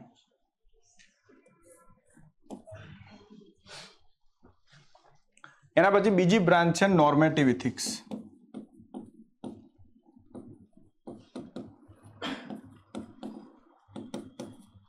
નોર્મેટિવ એટલે આનો મિનિંગ એ થાય કે એક રાજ્યનું સંચાલન કયા નિયમો અનુસાર ચાલે છે, એક સમાજનું સંચાલન કયા નિયમો અનુસાર ચાલવું જોઈએ. નોર્મેટિવ ઇથિક્સના બીજા સંદર્ભમાં કહીએ તો આ એક આદર્શ સ્થિતિને બતાવે. આજે સમજાવીશ ત્યાં તો તમને ખબર પડશે. આદર્શ એટલે ખબર પડે ને, આ એવું ના કે દેશના અંદર ગરીબી છે આ એવું કહે કે દેશ કેવો હોવો જોઈએ, આપણે નહીં કહેતા એક વ્યક્તિ કેવો હોવો જોઈએ, તો આ એ વસ્તુ ઉપર ભાર આપે કે રાજ્ય કેવું હોવું જોઈએ અને એના માટે કયા નિયમો હોવા જોઈએ. અને આના ઉપર જેની કમાન્ડ હશે ને એ અપ્લાઇડ ઇથિક્સ સારી રીતે લખી શકશે. એટલે નોર્મેટિવ ઇથિક્સની 3 બ્રાન્ચ છે. એક આવે વર્ચ્યુ ઇથિક્સ, સદગુણ નીતિશાસ્ત્ર,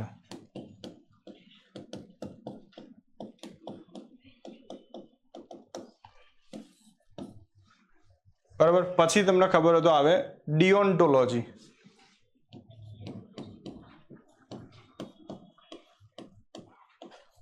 અને એના પછી આવે કૃષ્ણ ટીલિયોલોજી.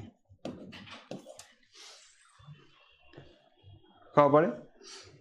વર્ચ્યુ ઇથિક્સ, સદગુણ નીતિશાસ્ત્ર, એના પછી આવે શું ડિઓન્ટોલોજી, અને એના પછી આવે શું ટીલિયોલોજી. ડિઓન્ટોલોજીના અંદર જેરેમી બેન્થમ નામનો ચિંતક આવશે, અને ટીલિયોલોજીના અંદર કાન્ટ, સોરી ડિઓન્ટોલોજીના અંદર કાન્ટ આવશે, અને ટીલિયોલોજીના અંદર જે છે એ હિડોઇઝમ, ઇગોઇઝમ, આ બધા શબ્દો ઉપર શું કરવું પડે, એક એક કરીને જોઈશું કેવી રીતે આને તમે સ્ટડી કરશો. પછી આવે છે મેટા ઇથિક્સ. આનું આપણે બહુ કામ નથી હોતું. અને છેલ્લું આવશે જે બહુ જ ઇમ્પોર્ટન્ટ છે, અપ્લાઇડ ઇથિક્સ.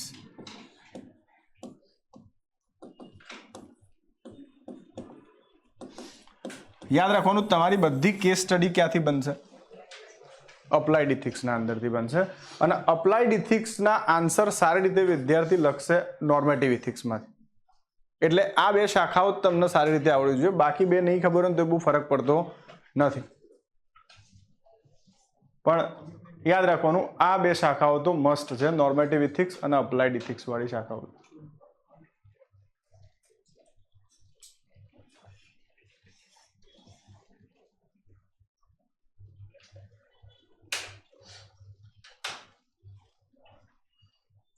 આના પછી આવશે તમારું પેલું શબ્દ વલણ, એટીટ્યુડ અથવા એપ્ટિટ્યુડ એન્ડ એટીટ્યુડ. આ જી છે, એફમાં ચલાવી દઈશું ઇમોશનલ ઇન્ટેલિજન્સી, અને છેલ્લું આવશે કેસ સ્ટડી. આટલા તમારો ટોપિક છે. આ આમ યાદ રાખજો, એટલે તમને ખબર પડે કે આપણે કયા ફેઝના અંદર ઇથિક્સને શું કરીશું, ભણીશું. અને આટલા ટોપિક ભણશો એટલે લગભગ તમારો બધો સિલેબસ શું થઈ જશે, કવર થઈ જશે. ડીવાયએસઓનો, એસટીઆઈનો, જીપીએસસીનો, આ બધા મુદ્દાઓ અંદર. એસી કરો લા, હાલે ઘટાડો.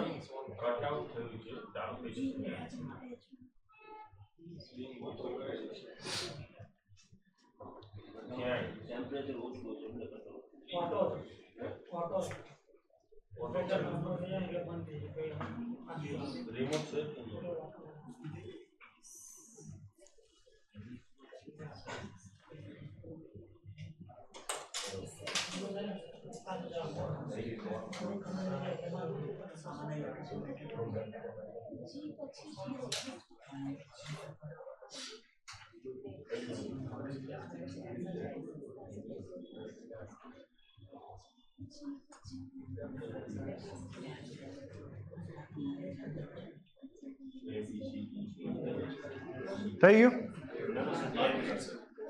જી પછી એચ હશે, એમાં ઇમોશનલ ઇન્ટેલિજન્સી છે, ભાવનાત્મક બુદ્ધિમત્તા. અને છેલ્લું તો મેં કહ્યું કેસ સ્ટડી આવશે પછી. શું? હેનીઝ ડાયલોમા.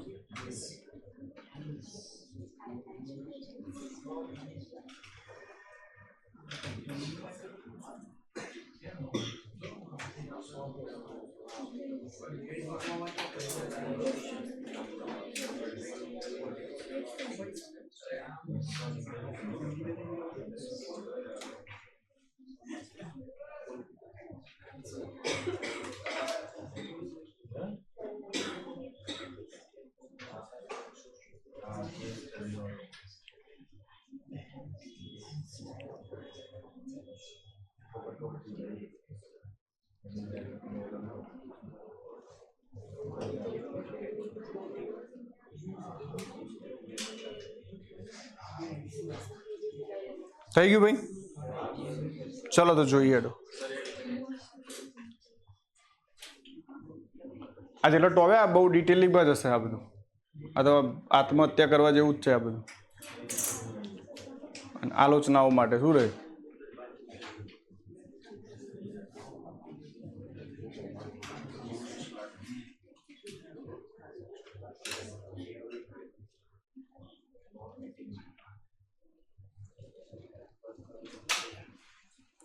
સૌથી વધુ મગજ સહન કરવા માટે તૈયાર રહેજો. આલોચના નહીં, એમને બહુ ઇથિક્સમાં બહુ ઝટકા બહુ આવે. કારણ કે ઇથિક્સમાં શું હોય, ઓલરેડી તમે એક પૂર્વધારણા બનાવીને બેસેલા જ હોય. અને ઇથિક્સના અંદર બધી પૂર્વધારણાઓ શું થાય? ખંડિત થાય. આપણી પૂર્વધારણા હોય ને કે ભાઈ એક જ વખત મેરેજ થાય, ઇથિક્સમાં એ બધી ધારણાઓ શું થઈ જાય? તૂટતી જાય. એટલે સમાજના ઇથિક્સના નિયમો તૂટે ને ગમે નહીં, પણ આ બધું તૂટતું જશે. હા, આ વિષય ભણવા માટે બસ પૂર્વ ધારણાઓથી શું કરજો, મુક્ત થઈને બેસજો. એટલે મને આલોચના કરવામાં ભણવામાં ઇઝી રહે. આમાં હું બાયસ નહીં તો આમાં જે હશે કંઈ નીકળી જાય. સારું, ચલો ગરીબો આગળ વધીએ.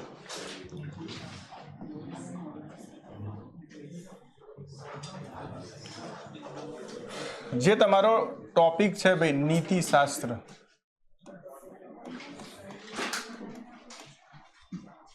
જે આપણો ટોપિક છે ઇથિક્સ,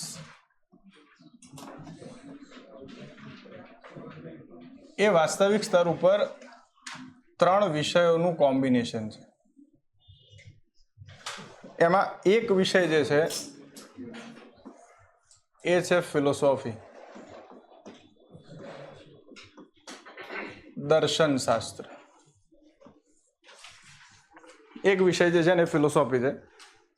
ફિલોસોફી એટલે મન મૂકીને તમે ફેંકી શકો. એટલે આમાં ફેંકવાનું જ હોય. 2 લોકો ઇન્ટરવ્યુ ફિલોસોફી વાળા જ છે. એક પેલો બિચારો અમારો સ્ટુડન્ટ આવે છે બકુલભાઈ, એનું એ ફિલોસોફી છે, અને કીર્તનનું એ ફિલોસોફી છે. એટલે બે શું છે? ફિલોસોફી ફેંકવાના અંદર માસ્ટર છે. દર્શન શાસ્ત્રના અંદર શું આવે? ચોપડી પડી જ છે મારા જોડે. દર્શન શાસ્ત્ર શનું અધ્યયન શનું કરે? આ શાખા કેમ અલગ બની?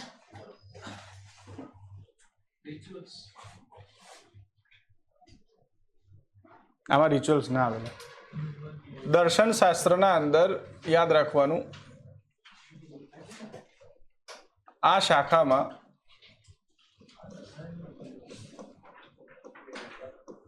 અથવા આ વિષયમાં વિદ્યાર્થી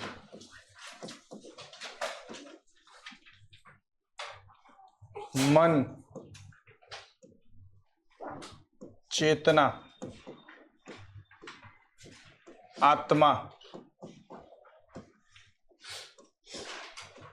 કણ,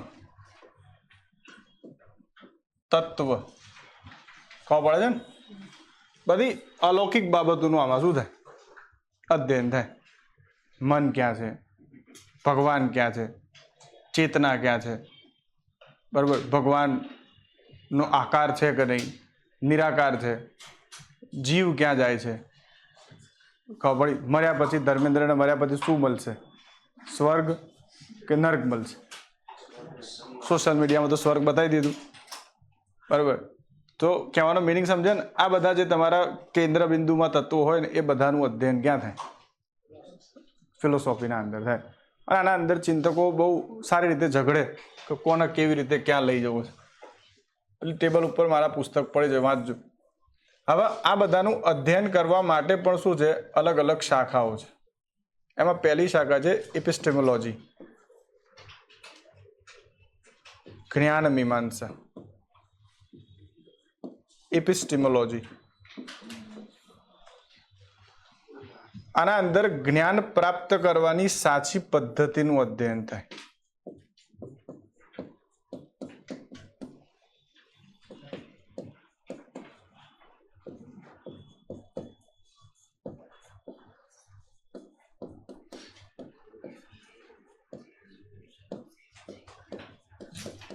એપિસ્ટોમોલોજી જે છે એના અંદર તમે જ્ઞાન પ્રાપ્ત કરવાની સાચી પદ્ધતિનું અધ્યયન કરો. તમે જ્ઞાની કેવી રીતે બનશો? અરે એસી કરો લા, ઓટો કરેલું એટલે રૂમ ટેમ્પરેચર થશે એટલે કટ થઈ જાય. રિમોટ લેતા હો, 12,000 રિમોટ લેતા હોય.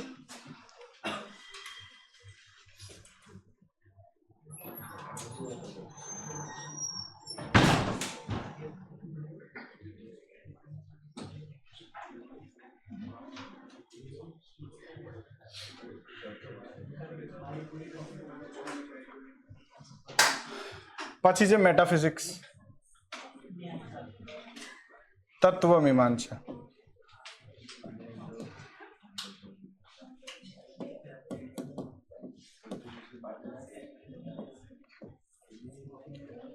આના અંદર યાદ રાખવાનું ભૌતિક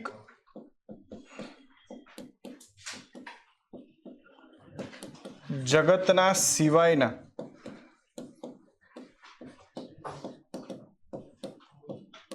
સંસારનું અધ્યયન થાય. એમ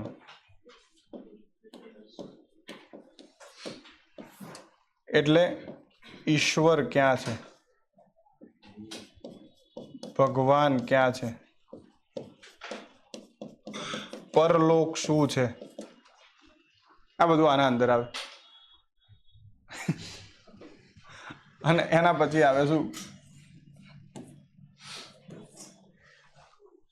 ત્રીજી શાખા આવે જેનું નામ છે ઇથિક્સ, નીતિ શાસ્ત્ર.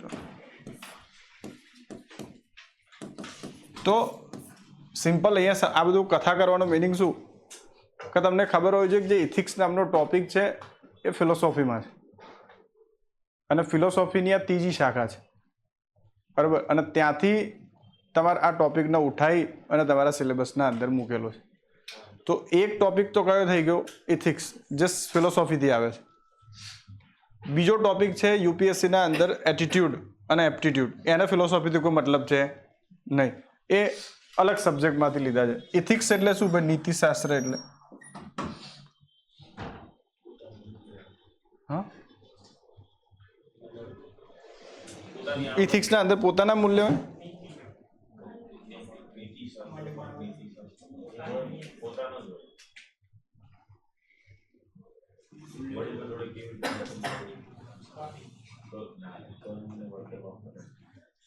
જો ઇથિક્સના અંદર શું હોય, આ જેટલાય નમૂનાઓ ચર્ચા કરે ને એના પછી એ જોયે અચ્છા તો આ બધું ઈશ્વર વિશ્વર ભગવાનને પ્રાપ્ત કરી લેવું છે. તો આનો મિનિંગ છે કે એક વ્યક્તિના જીવનના ઉદ્દેશો પર ચર્ચા કઈ શાખામાં થાય? નીતિશાસ્ત્રમાં થાય. What is the objective? આપણે કે જીવનનો ઉદ્દેશ શું છે? તમે નહીં, આપણે લોકો વાત કરતા તમે આ પૃથ્વી ઉપર જન્મ્યા કેમ છો? જો કશું કરવું જ નહીં તો મરી જાઓ. હવે જો હપ્તા જ ભરવા છે મરી જાઓ એના કરતા. અથવા પછી ખબર પડે ને જો 5 કિલોમીટર દોડાતું જ નહીં મરી જાઓ. આનો મિનિંગ તમે તમારું લક્ષ્ય પ્રાપ્ત કરવાની ક્ષમતા જ નહીં ધરાવતા તો એ જીવન વ્યર્થ છે. આવું બધું હું 2 કલાક સમજાવું તો મને લાગતું નહીં કાલ કોઈ પાછું આવ્યું સાહેબ આમે જીવન શું છે વ્યર્થ છે. આમે અમને તો ખબર હતી અમારું થવાનું નહીં, આ તો કોઈને પુશ કર્યા ને અમે આવી ગયા. અમને તો જે દિવસ પહેલે દિવસ બેસ્યા ને એ દિવસ જ ખબર હતી કે આ મેળ ખાય એવો નથી. જીવનનો કોઈ ઉદ્દેશ જ નહીં. આ તો 4-5 મિત્રો ભેગા થયા ને એ આવતા તો બેગ લઈને તો હું આવી ગયો. અને 99% પબ્લિક આવી જશે આ ફિલ્ડમાં. બહુ સ્ટાન્સ એટલે ખબર ને એક સટીક નિર્ણય લીધેલો ને એવા વ્યક્તિઓ તો બહુ શું હશે? ઓછા હશે. અને છેલ્લી જે શાખા છે આની ચોથી એ છે લોજિક,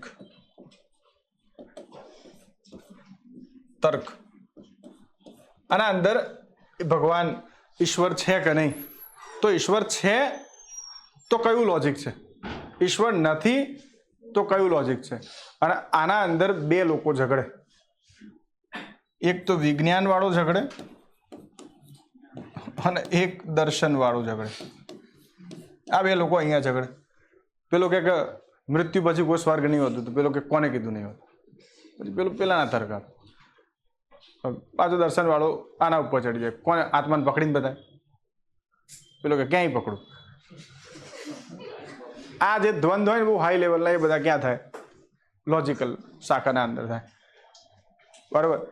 તો એક સબ્જેક્ટ જે તમારા એરિયાના અંદર આવશે ઇથિક્સ, એ કઈ બાજુનો છે? ફિલોસોફીનો છે. પણ આપણા સિલેબસના અંદર ફિલોસોફીના સંદર્ભમાં ઇથિક્સ નથી આપ્યું. આ યાદ રાખજો, તમારો સિલેબસ ફિલોસોફીથી કોઈ મેચ ખાતો નથી. એટલે એ ભૂલી જાઓ કે તમારા સિલેબસના અંદર ફિલોસોફી વાંચવાનું છે. તમારા સિલેબસના અંદર ફિલોસોફીના 5-7 ચિંતકો વાંચવાના છે, અને ચિંતકોથી તમારે સોશિયોલોજીના આન્સર લખવાના. એટલે જે ઇથિક્સ ભણવા માટે બીજો સબ્જેક્ટ તમને ખબર હોવી જોઈએ, જે મારે ટેબલ ઉપર તમે જોયો હશે, એ છે સમાજશાસ્ત્ર. એ સબ્જેક્ટ કયો છે ભાઈ? સોશિયોલોજી. જે પેલું મોટી બુકની વાત તો સાહિત્ય ભવનની, એ તમારો વાસ્તવિક સિલેબસ છે. અને અહીંયા જે ઇથિક્સ ભણવાનું છે એ સોશિયોલોજીના સેન્સમાં છે. યાદ રાખજો, આપણા સિલેબસમાં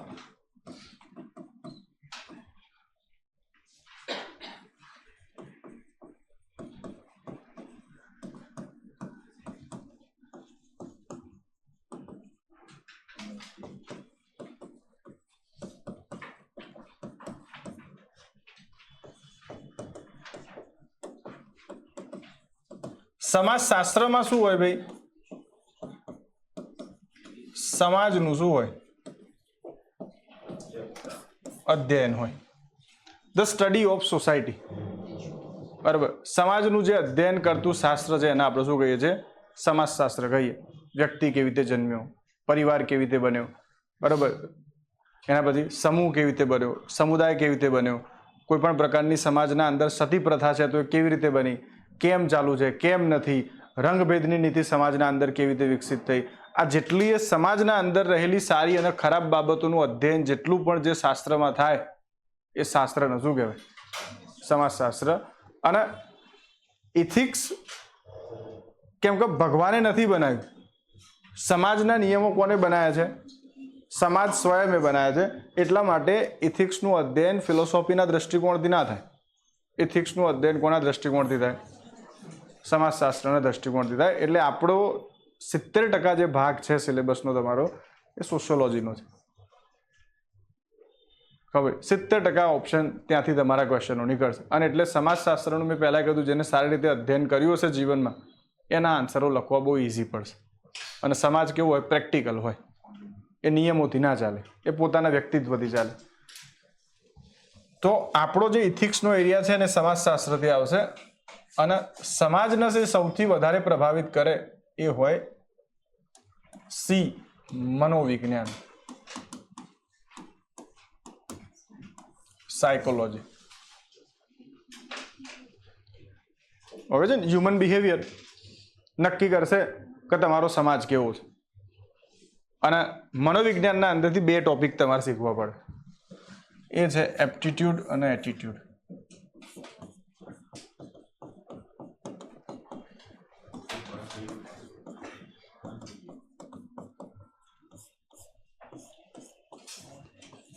મનુષ્ય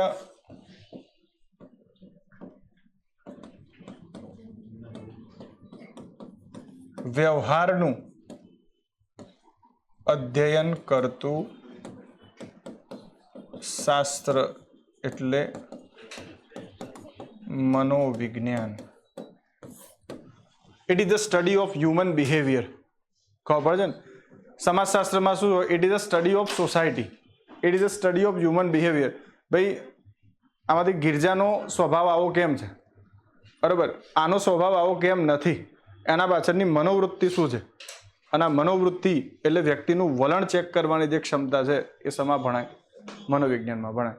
અને ડેફિનેટલી એક આઈએસનો એટીટ્યુડ અને એપ્ટિટ્યુડ કેવો છે એ યાદ રાખજો. એનો સમાજ નક્કી કરે, એનો પરિવાર નક્કી કરે, અને એનું કુટુંબ નક્કી કરે. હા ભાઈ, કેમ કે જેવું એને પોતાના પરિવારમાં જોયું હશે એવું એ શીખશે. અને એ પ્રકારે એની મનોવૃત્તિ અથવા એનો વલણ ડેવલપ થયું હશે. એક્ઝામ્પલ તરીકે કે ભાઈ માની લો કે આમાંથી બરાબર કારણ કે વાલીના ઘરના અંદર બરાબર એવી સ્થિતિ છે કે જ્યાં કવિતાને ભણવાની શું છે વાઘને ભણવાની પૂરેપૂરી સ્વતંત્રતા છે, પણ વાલી અને કવિતાને ભણવાની પૂરેપૂરી સ્વતંત્રતા નથી. અને આવી સ્થિતિના અંદર કવિતા અને વાલી બંને ઘરેથી ભાગી અને મલાલા યુસુફઝઈ બની અને શું કરે છે, જીપીએસસી ના અંદર ટોપ કરે. ખાલી ટોપ એટલે તલાટીમાં ટોપ કરે માની લો. તો આ લોકો જ્યારે પ્રેસ કોન્ફરન્સ થશે તો કઈ મનોવૃત્તિ વાળા હશે? અને એમનો પહેલો જ શું હશે? છોકરીઓ પણ છોકરાઓના સમાન જ સક્ષમ છે. જો સમાન વ્યવહાર કરશો તો જ સમાનતાની સ્થાપના થશે. કેમ કે એમના ઘરના અંદર એમને એ જોયું. પણ માની લો આ જ સ્થિતિ ઊંધી થઈ જાય અને ઝલકનું ઘર હોય કે જ્યાં સ્ત્રી અને પુરુષ બંનેને શું મળતું હતું? સમાન સ્ટેટસ મળતું હતું. તો એ સ્થિતિના અંદર કદાચ એ જ્યારે પ્રેસ કોન્ફરન્સ કરશે તો એનું મનોવલણ એવું નહીં હોય. એનું શું હશે કે મારા પરિવારે મને આના માટે ખૂબ જ પ્રોત્સાહન કર્યું અને પરિસ્થિતિઓ ગમે તેવી હતી પણ મને એની જાણ ના કરી અને તમામ પરિસ્થિતિના અંદર મારી મદદ કરી અને આજે મને આ સ્તર ઉપર પહોંચાડી. તો આનો મિનિંગ સમાજનો એક તબક્કો એવો છે કે જે લિંગના આધારે ભેદભાવ કરે છે અને સમાજનો એક તબક્કો એવો છે કે જે લિંગના આધારે ભેદભાવ નથી કરતો. આ બંને પરિસ્થિતિઓ જે છે એ સમાજના અંદર જ છે અને એટલા માટે જે તબક્કો આ આધારે ભેદભાવનો શિકાર બન્યો હશે એ જ્યારે આઈએએસ બનશે અને એના નીચે જો સબઓર્ડિનેટના અંદર પુરુષ છે તો એનો દ્રષ્ટિકોણ માયાવતી જેવો થઈ જશે. તો આનો મિનિંગ વ્યક્તિના અંદર પુરુષ પ્રત્યે ધૃણા વિકસિત ક્યાંથી થઈ? એના એપ્ટિટ્યૂડ, એના પરિવારે એને ડેવલપ કરી આપી, એના સમાજે કરી આપી, અથવા પછી કોને કરી હોય? શિક્ષણ સંસ્થાએ કરી હોય. આ બધું જ આના અંદર આવશે.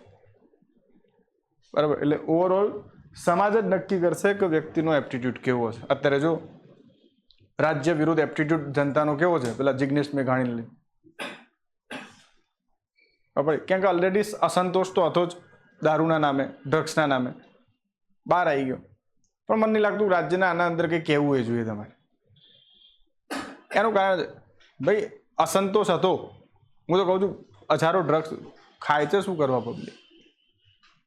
જિગ્નેશ મેઘાણી કદી એ આધારે તો આંદોલન નહીં કે તમાકુની દુકાનો બંધ કરી નાખ. હવે એ બધું જ બંધ કરાવશે તો પછી હું તો કહું સત્તા હાલી જોઈએ કેવી રીતે ચલાવે છે. એક પુલે નહીં બનાવી. એટલે અમુક વખત પબ્લિક શું અવેર નથી. બરાબર. દારૂ તો ફોરેનમાં રોજ પીવાય છે. જે લોકોને આ કરવું છે એ લોકો તો શું કરશે? બીજા રાજ્યમાં જઈને કરશે. હા, પબ્લિકને જોઈએ છે એટલે તો રાજ્યમાં આવે છે. તો તમે ખબર નહીં વિરોધ કયા આધારે કરી રહ્યા છે. પણ એને ખબર છે પબ્લિક એટલી સમજદાર નથી કે આ વસ્તુ સમજશે. એટલે મજા આવે છે લોકોને કરવા દો. તો બીજું આપણે તો એ જોવાનું કોઈક બેંકના એટીએમના બાજુમાં આવું હુલ્લડ ફુલ્લડ થાય અને એટીએમમાંથી પૈસા જેવા જ બહાર પડે આપણે લઈને શું કરવાનું? હા, અથવા ખબર પડે ને એ પેલી બસ જતી હોય ને જેમાં સરકારના પૈસા હોય ને એ ક્યાંક આવું ફસાઈ જાય ને લોકો મારે ને તો આપણે ખાલી લઈને પેટી લઈને શું કરવાનું? 1 2 કા 3 થઈ જવાનું. આવા આપણા ઇથિક્સ હોવા જોઈએ. અને આ પૈસા લઈને તરત પોલીસ સ્ટેશને જતું રહેવાનું. આને સત્યનિષ્ઠા કહેવાય. ચોરી કરવી એ શું છે? ગુનો છે. મંદિરના આજે એટલે ઇથિક્સ ચલાવવાનું છે એટલે હવે ભ્રષ્ટાચારની કોઈ બાબતો અહીંયા થશે નહીં. 2 લોકો ફેમસ છે આપણા ક્લાસમાં, એના નામથી જ આખો વિષય શું થઈ જશે? રન થશે. એક જયપાલ અને એક વાલી. અને તમે લોકો જે આ ચરમબિંદુ ઉપર જશો ને ઇથિક્સમાં એની કોઈ સીમા નહીં હોય. LGBT ને થર્ડ જેન્ડર ને બધું બનાવી દેવામાં આવશે. મેં પહેલાં જ કહ્યું હતું કે બહુ ધ્યાનથી બોલવાનું હતું તમારે. આમાં તો ઇથિક્સમાં તો એક્ઝામ્પલો જશે એટલે જશે. બહુપત્નીત્વ ને સિંગલ પત્નીત્વ ને બધું તારા ઉપર લાગુ થશે. મજા લે બધું. સારું, ચલો તો યાદ રાખજો કે આપણા ત્રણેય વિષયનું કમ્બાઈન થઈ અને જે વિષય ભણવાનો છે ને કયો છે, ઇથિક્સ છે તમારો, બરાબર. અને એટલે મુખ્યત્વે ભાગ આપણે જે ભણીશું ને સમાજશાસ્ત્રનો આ બધું લખતા રહેજો ગરીબો ને ખબર નહીં પડે. તો સમાજશાસ્ત્રના સંદર્ભમાં જો હું તમને પૂછું કે ભાઈ નીતિશાસ્ત્રની વ્યાખ્યા કરવી હોય તો શું થાય?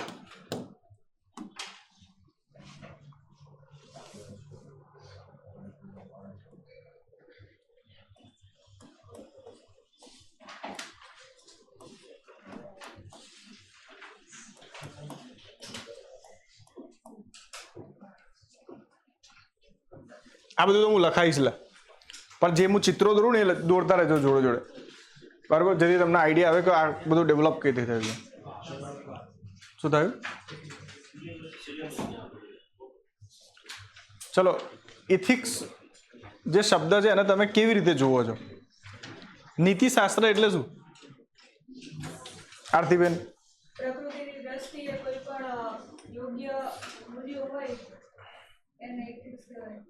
પ્રકૃતિને આનો કોઈ મતલબ જ નહીં.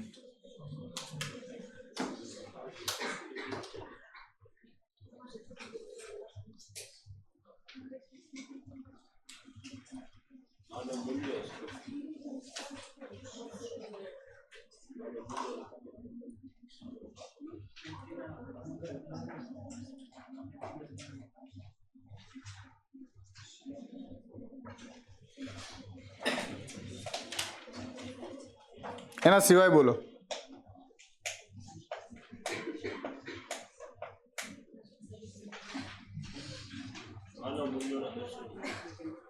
શું?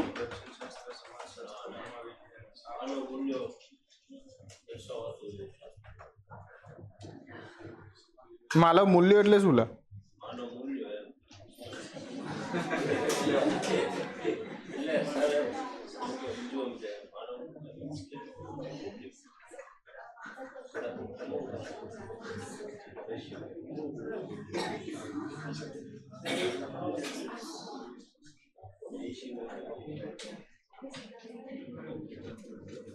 સારું, ચલો આનો ઉદ્ભવ કેવી રીતે થયો હશે?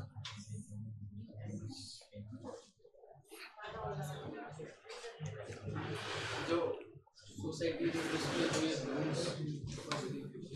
રૂલ્સ જે બને એ હું આ રૂલ્સ કેવી રીતે બને?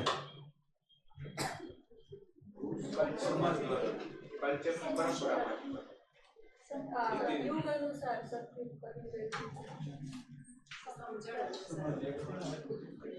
વ્યવસ્થિત પોતાના પરિસ્થિતિને આધીન, જેમ કે પહેલાના સમયમાં સમજો કે સતી પ્રથા થતી હતી એ વખતના એથિક્સ એ વખતના સમય અલગ હતા, પછીનાની અંદર દુષ્પીટી થઈ ગઈ એ વખતના અલગ. એટલે મીન્સ કે સમય વર્તે પોતાના પરિસ્થિતિના આધીન જે જે વસ્તુ ઉદ્ભવે એ વન કાઇન્ડ ઓફ સમાજને લક્ષણ કહેવાય. એવી રીતે કહી શકાય કે રૂલ્સ સોસાયટીને એક વ્યવસ્થિત ઢાંચામાં ઢાળવા માટે, જેનાથી એ તો ડેફિનેટલી છે કે રૂલ્સ, સોશિયલ નોર્મ્સ, સામાજિક નિયમો એટલે શું ભાઈ? એ જ નીતિશાસ્ત્ર કહેવાય. પણ સમજો બન્યા કેવી રીતે છે, આનો ઉદ્ભવ કેવી રીતે થયો સમજો. કે ભાઈ માની લો અહીંયા એક્ઝામ્પલ તરીકે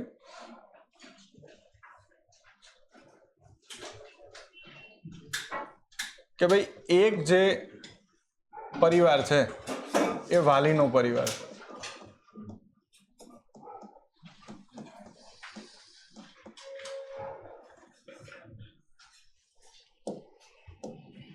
અને એક પરિવાર જે છે એ જયપાલનો પરિવાર છે. એ પેલા કેવું ભારે પડશે તમને પેલું ઘરે આવવાનું.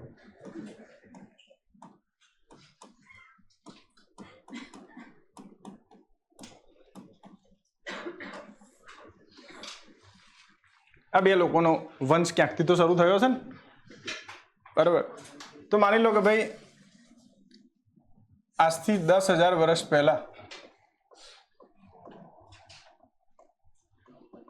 વાલીના દાદાના દાદાના દાદાના જેટલું ગણવું હોય એટલું ગણી લો આમાં, બરાબર, 2 પાત્રો જન્મ્યા વાલીના પરિવારમાંથી એક્સ અને વાય. બરાબર, એક્સ જે છે એ મેલ છે અને વાય જે છે એ ફિમેલ છે.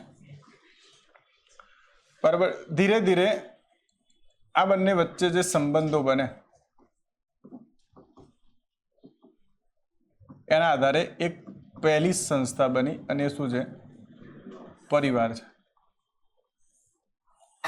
સમજો અહીંયા. તો કહેવાય છે કે જ્યારે મનુષ્ય સભ્યતાનો ઉદ્ભવ થયો હશે તો એ વખતે કંઈ એક્સ અને વાય એકબીજાને ઓળખતા તો હશે નહીં, અને બંને એકબીજાથી શું હશે? અપરિચિત હશે. કદાચ એવું બની શકે કે પહેલાં જ્યારે એક્સ અને વાય એટલે વાલીના દાદા દાદીએ શું કર્યા હશે? એકબીજાને જોયા હશે તો કદાચ પથ્થર મારવાનો પ્રયત્ન કર્યો હોય, ખબર પડે ને? અથવા કે એ વખતે તો જીવન તમારે 10,000 વહેલા તો એઝ્યુમ જ કેવી રીતે કરવાનું? આ રીતે કરવું પડશે.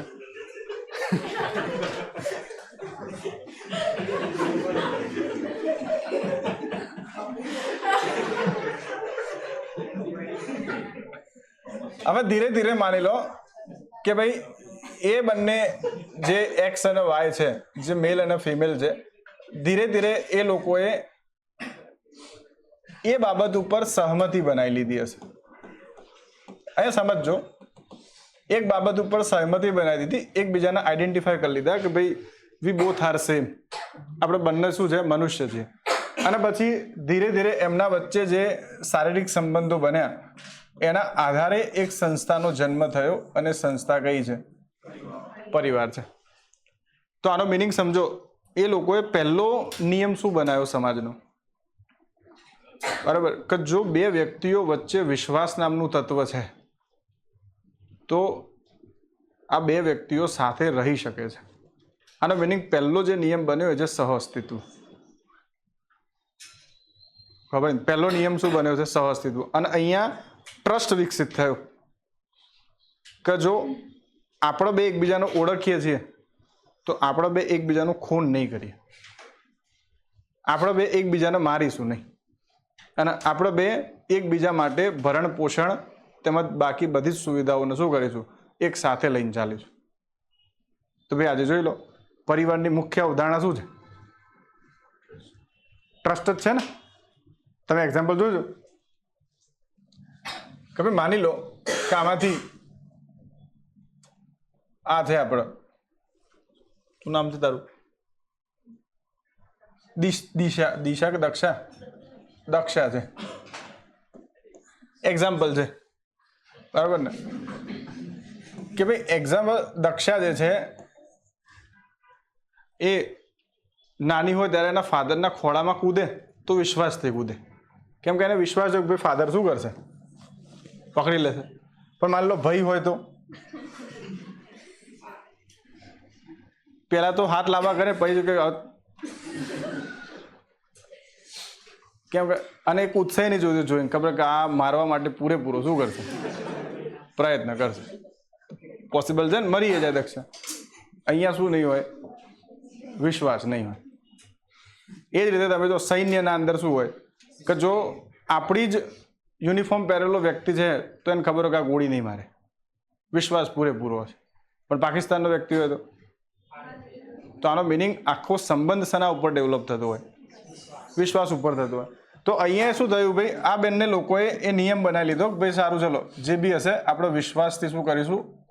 આ સંસ્થાનું નિર્માણ કરીશું. આ રીતે સૌથી વધારેમાં વધારે જે સંસ્થાના અંદર શું હોય? સંબંધ હોય એ પરિવારનો હોય, અને એના વચ્ચે એક જ સંબંધ હોય, સહઅસ્તિત્વ. અને આ સહઅસ્તિત્વ ટકવાનું એક જ કારણ છે શું?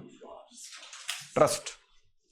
ધીરે ધીરે શું કર્યું આ લોકોએ કે ભાઈ પરિવારના અંદર શું થયા? બધા મેરેજીસ થવા લાગ્યા. એટલે એક કુટુંબ બન્યું, બીજું કુટુંબ બન્યું, ત્રીજું કુટુંબ બન્યું, ચોથું કુટુંબ બન્યું, પાંચમું કુટુંબ બન્યું. અને આ જે કુટુંબોનો સમૂહ છે એ કબીલામાં બદલાઈ ગયો. પણ આ કબીલાની સ્થિતિ કેવી હતી કે અહીંયા માની લો કે ભાઈ 100 મહિલાઓ છે તો ઇઝ ઇક્વલ ટુ 980 મેલ પણ છે. 100 મહિલાઓ છે તો 980 શું છે? મેલ પણ છે. હવે આ કબીલાના અંદર લગ્નનો નિયમ બનાવવો હોય તો આ લોકો શું બનાવશે? 1 woman 10 men.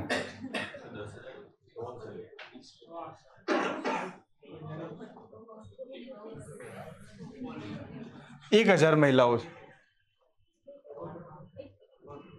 તો નિયમ શું બને?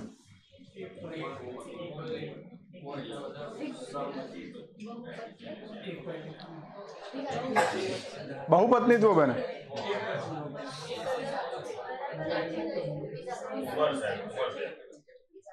ઉંમર પ્રમાણે, કારણ કે 1000 ની સામે 980 એવું કઈ ખાતરી કે ભાઈ બેન ના પણ હોય. એટલે સ્ત્રીને પુરુષ તું બહુ લોજિક તું લોજિક ના મારે. તું સમજ. મારે અહીંયા સમજાવવાનો લોજિક અહીંયા એ બધું નહીં સમજાવવાનું.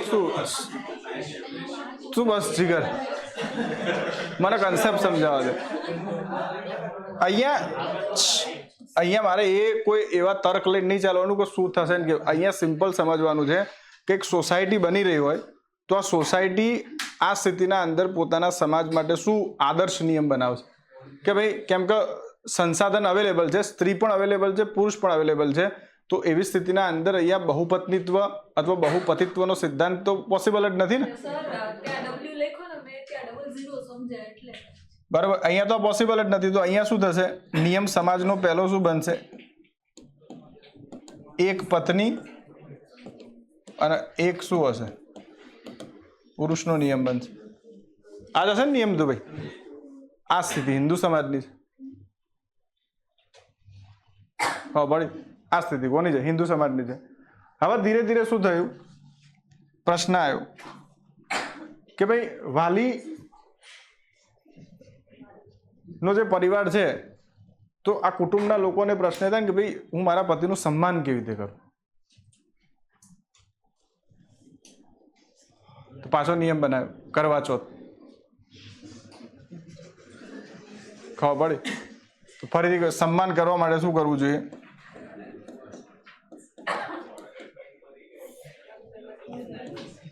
તો ફરીથી પ્રશ્ન આવ્યો કે આ જે બાળકો છે એ બાળકો માતા પિતાનું સન્માન કેવી રીતે કરે?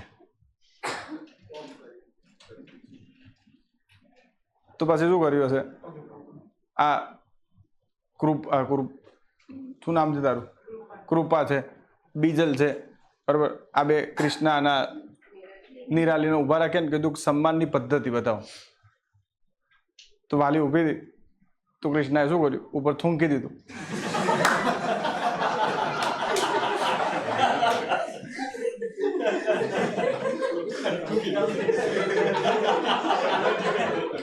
આ હતી. તો આને કીધું કે જો મને મારા માતા પિતાનું સર્વોચ્ચ સન્માન કરવું હોય તો હું માથામાં ઈંટ મારી દઈશ. બરાબર. બીજલ હતી તો બીજલે કહ્યું સન્માન કરવાની સૌથી સારી પદ્ધતિ હશે કે હું હાથ જોડી દઉં. અને કૃપા હતી તો કૃપાએ કહ્યું હું પગે પડી લઈશ. તો 4-5 મોડલ હતા. તો એમાંથી હવે સન્માનનું સૌથી સારું મોડલ કયું? જોઈ લો. તો સમાજે શું કરી લીધું? સન્માન એક વેલ્યુ છે ને, એ તો દેખાય નહીં. તો સન્માનને અભિવ્યક્ત કરવા માટે શું જોઈએ? ઇમેજિનેશન તો જોઈએ ને કે આ સન્માન થયું. તો આપણે કઈ વેલ્યુ અપનાવી લીધી એમાંથી? હાથ. પગે પડવું તો હાથે. તો આ સમાજનો પાછો નિયમ બન્યો કે ભાઈ જો તમે હિન્દુ સમાજના અંદર છો અને તમારે કોઈનું સન્માન કરવું છે તો તમે કેવી રીતે કરશો?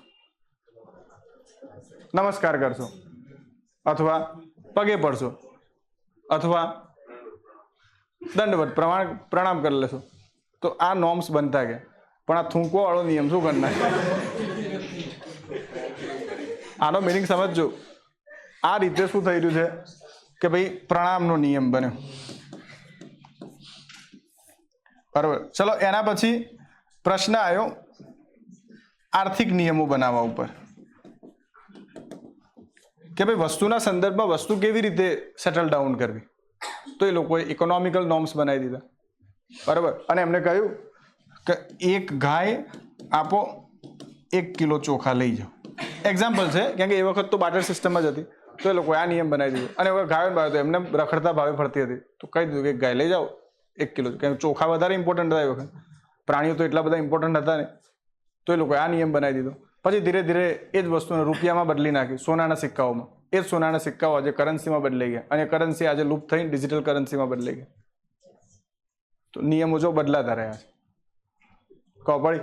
તો એ લોકોએ આ નિયમ બનાવી દીધો. એના પછી બરોબર સામાજિક નિયમો શું બનાવ્યા? આજે સમાજના કયા કયા નિયમો તમે ફોલો કરતા હશો? એક, કેમ કે એ વખતે શક્તિ વિભાજનના સિદ્ધાંતનો ઝુકાવ પુરુષ તરફ હતો, તો લગ્નના નિયમોમાં નિયમ એ બની ગયો કે પિયર કોણ આવશે, સોરી સાસરે કોણ જશે, સાસરે કોણ જશે? તો આ નિયમ બને તો ભાઈ આ સમાજના અંદર સાસરે કોણ જશે? ભાઈ દીકરી જશે. આ નિયમ ત્યાં બની ગયો. હવે આ રીતે શું થયું સમજો.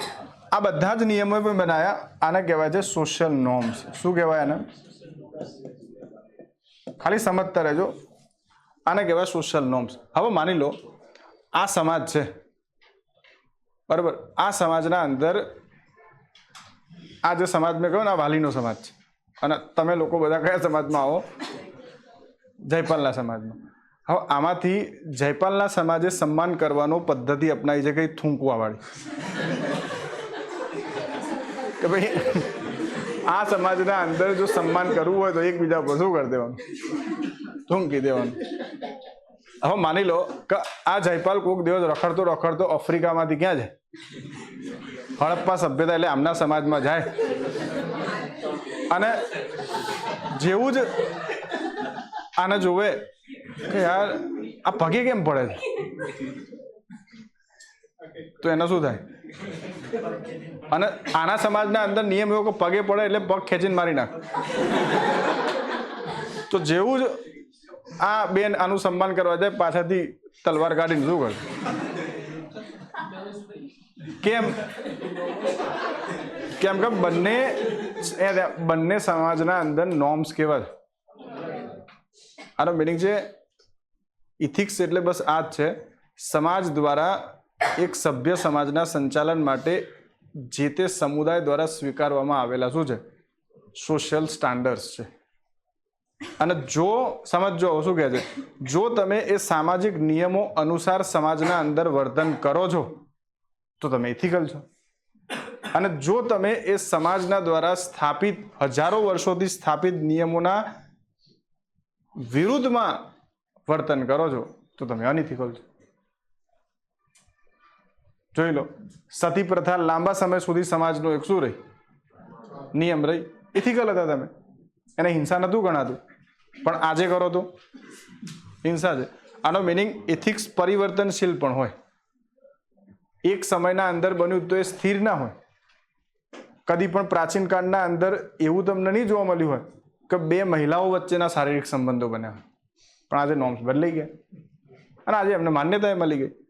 કદી તમે પ્રાચીન કાળના અંદર એ પણ નહીં જોયું બે પુરુષ વચ્ચેના સંબંધ હોય, આજે નોર્મ્સ બદલાઈ ગયા, માન્યતા મળી ગઈ. અને સમાજ એ જ છે, સ્થિતિ છે.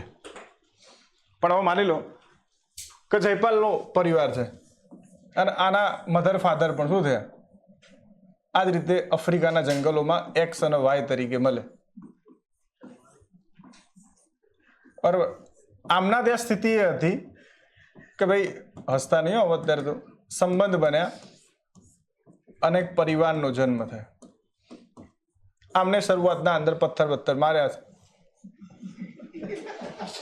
અહીંયા જે સમાજના અંદર નિયમ બન્યો વિશ્વાસના આધારે,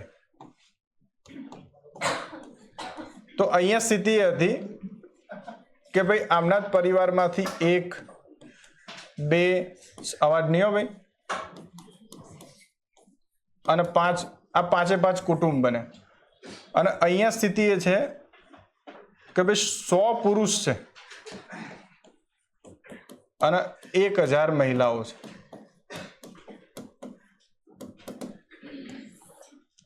અહીંયા સમાજે નિયમ શું સ્વીકાર્યો? થૂંકવાનો.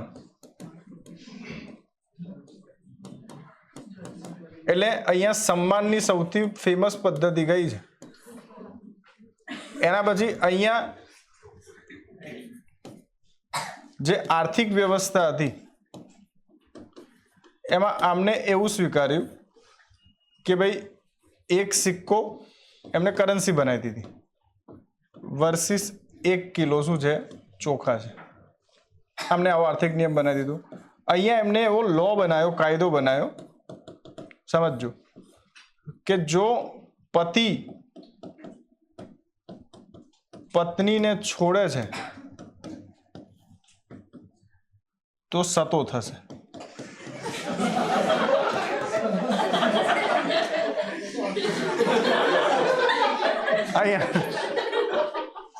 અને અહીંયા નિયમ શું હતું?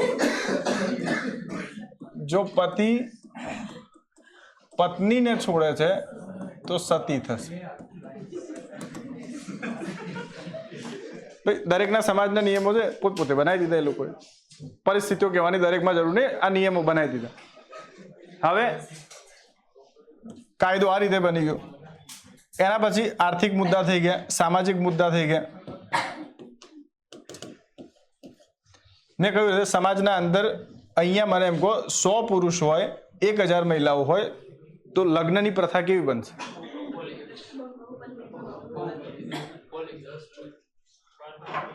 બહુપત્નીત્વ હશે કે બહુપતિત્વ હશે? બહુપત્નીત્વ હશે.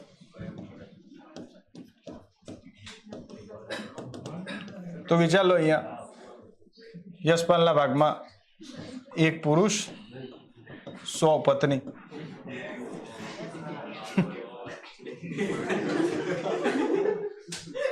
આ સ્થિતિ એની હશે. અહીંયા કહેવાનો મિનિંગ, હવે અહીંયા ધ્યાન આપો, અહીંયા સમજવાનું છે. તો આ એક એવો સમાજ છે કે જેના સોશિયલ સ્ટાન્ડર્ડ્સ આવા બની ગયા.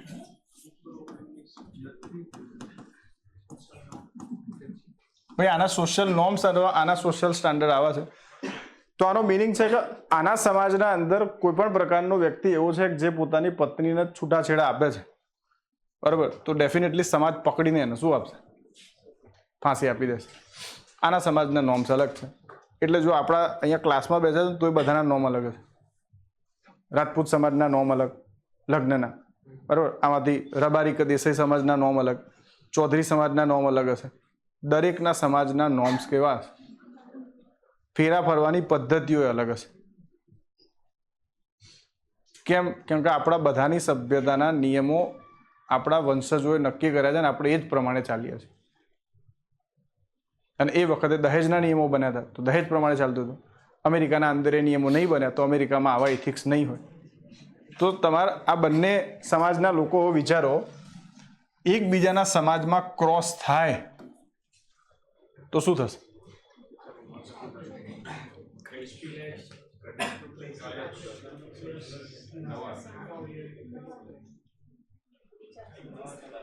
આને કહેવાય ટ્રાન્ઝિશન થાય. આને શું કહેવાય? અને સૌથી વધારે સંક્રમણ ડિજિટલ એરામાં થઈ રહ્યું છે અને તમે બધું જ વેસ્ટર્ન અપનાવી લીધું.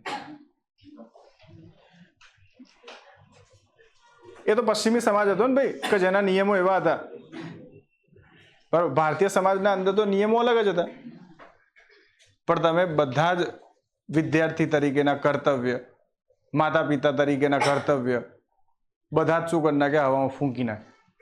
અને આજે જે આપણા ત્યાં કલ્ચર હતું HUF, હિન્દુ અનડિવાઇડેડ ફેમિલી, આજે વેસ્ટર્નાઇઝેશનના કારણે ન્યુક્લિયસ ફેમિલીમાં કન્વર્ટ થયું, બરાબર. આપણા ત્યાં એવું નહોતું કે બ્રિટનમાં જ દારૂ પીવાતું. આ તો નમૂનાઓ છે. મદિરા તો આખા ભારતમાં પીવાતું હતું, બરાબર. તો એ પ્રમાણે જોવા જઈએ તો દારૂબંધી હોવી જ ના જોઈએ. તમે ભારત નામ ભારત ગણ ઉપરથી લીધું તો ભરત રાજાએ દારૂ તો પીધો હતો. ગાંધીજીને કારણે શું કા દારૂબંધી કરો? આ તો નમૂનાઓ લોકો છે, જેને જે કરવું એ કરે. ખબર પડી? તો આનો મિનિંગ સમજજો. સોશિયલ સ્ટાન્ડર્ડ શું કહે છે? ભાઈ ગુજરાતના અંદર રહેતા લોકોએ એ સ્વીકાર્યું છે કે અમારા રાજ્યમાં દારૂ નહીં હોય. તો આ ગુજરાતનું સ્ટાન્ડર્ડ છે. આને તમે બિહાર ઉપર ના લાગુ કરી શકો, બરાબર. તમે આના બીજા કોઈ રાજ્ય ઉપર ના લાગુ કરી શકો. એ જ રીતે દરેકના પરિવારના પણ સોશિયલ સ્ટાન્ડર્ડ કેવા હોય? અલગ અલગ હશે. અમુક જગ્યાએ જો અમુકના પરિવારમાં એવું હશે કોઈ પણ ચર્ચા હોય બેનો ભાગ નહીં લે. અમુકનો પરિવાર એવો હશે કોઈ પણ ચર્ચા હોય રાત્રે બધા લોકો મેમ્બર આવે એના પછી જ ડિબેટ થશે. અમુક જગ્યાએ એવું હશે કે બાળકો બેન હોય ભાઈ લેવું જ નહીં ભાગો અહીંથી. પણ અમુક જગ્યાએ એવું છે કે ના એમને પણ પોતાનો મત આપવાનો શું છે અભિપ્રાય છે. આનો મિનિંગ દરેક પરિવારના પણ સોશિયલ સ્ટાન્ડર્ડ્સ કેવા છે? અલગ અલગ છે. અને યાદ રાખવાનું સમાજ વ્યવસ્થાના અંદર એ સૌથી ઉચ્ચ કહેવાય કે જે સમાજના નિયમો અનુસાર ચાલે. એટલે ઇથિક્સ એટલે સિમ્પલ વસ્તુમાં અંદર કહીએ તો શું છે? અલગ અલગ સભ્યતાઓ અને અલગ અલગ સમાજો દ્વારા બરાબર હજારો વર્ષોની સમયાવધિના અંદર પોતાના સમાજને સંચાલિત કરવા માટેના બનાવવામાં આવેલા એવા સ્ટાન્ડર્ડ્સ, એવા નોર્મ્સ કે જો એનું પાલન વ્યક્તિ કરે છે તો એ ઉચિત છે અને જો એનું પાલન વ્યક્તિ નથી કરતો તો એ અનુચિત છે. આમ ઇથિક્સ એક વ્યક્તિના સમાજના અંદર ઉચિત અને અનુચિત વ્યવહારનું અધ્યયન કરતું શું છે? શાસ્ત્ર છે. હવે આ સમાજ દ્વારા બનાવ્યા હતા ને. હવે સમાજને ઓપરેટ કરવાનું કામ આપણે આધુનિક કાળના અંદર આપી દીધું રાજ્યને. તો રાજ્યએ શું બનાવી દીધા? કોન્સ્ટિટ્યુશનલ સ્ટેટસ બનાવી દીધું. અને રાજ્યએ શું નિયમ બનાવ્યો? ભાઈ રેડ લાઇટ હોય તો ઊભું જ રહેવું અને ગ્રીન લાઇટ હોય તો શું કરવું? કેમ કે આ બધા લોકોના હિતમાં છે તો કોમન નિયમ બનાવી દીધો. પણ એના અંદર તમારો સમાજનો નિયમ તો તમારો સમાજનો જ છે. અને એટલે કહેવાય છે કે જો રાજ્યના નિયમો સમાજના નિયમો સાથે તાલમેલ ના ખાય તો સમાજ ના એ સ્વીકારે. અને જોઈ લો એટલે દહેજ પ્રથા અધિકતમ સમાજોના અંદર સ્વીકૃત પ્રથા છે. એટલે એનો કાયદો છે તેમ છતાં એ લેજિટિમેટ નહીં થાય. એટલે સમાજ એવું ચાહે જ છે કે દહેજ તો લેવામાં આવશે. અને સમાજનો એક ઇલાઇટ તબક્કો કે જેમના પરિવાર સક્ષમ છે એ લોકો પણ એવું ચાહે છે કે અમારી દીકરીઓને તો અમે આપીશું જ. અને એના કારણે મિડલ ક્લાસ લોકો શોષિત થઈ ગયા. અત્યારના સ્ટાન્ડર્ડ આવા થઈ ગયા. આ ઇથિક્સ છે. તો કોઈ પૂછી લે વોટ ઇઝ ઇથિક્સ તો શું કહેશો? કોઈ પણ પ્રકારના રાજ્યના અંદર અથવા સમાજના અંદર એ સમાજના દ્વારા સ્થાપિત એવા નોર્મ્સ, એવા સિદ્ધાંતો, એવા નિયમો કે જે એ સમાજના અંદર એક વ્યક્તિ દ્વારા કરવામાં આવતી ગતિવિધિઓને શું કરે છે? સ્ટાન્ડર્ડાઇઝ કરે છે, માન્યતા આપે છે. અને જો એની ગતિવિધિઓ એ સમાજના નિયમો અનુસાર નથી તો એ વ્યક્તિને સમાજ સજા આપે છે. અને જો એની ગતિવિધિઓ સમાજના અનુસાર છે તો એવા પ્રકારના વ્યક્તિને સન્માન આપે છે. આ ઇથિક્સ છે. અને એટલે જોજો તમે તમારો સમાજ તમને સન્માનિત કરશે જો 10મા ધોરણના અંદર તાલુકા કે જિલ્લામાં ટોપ કર્યું હશે. ખબર પડી?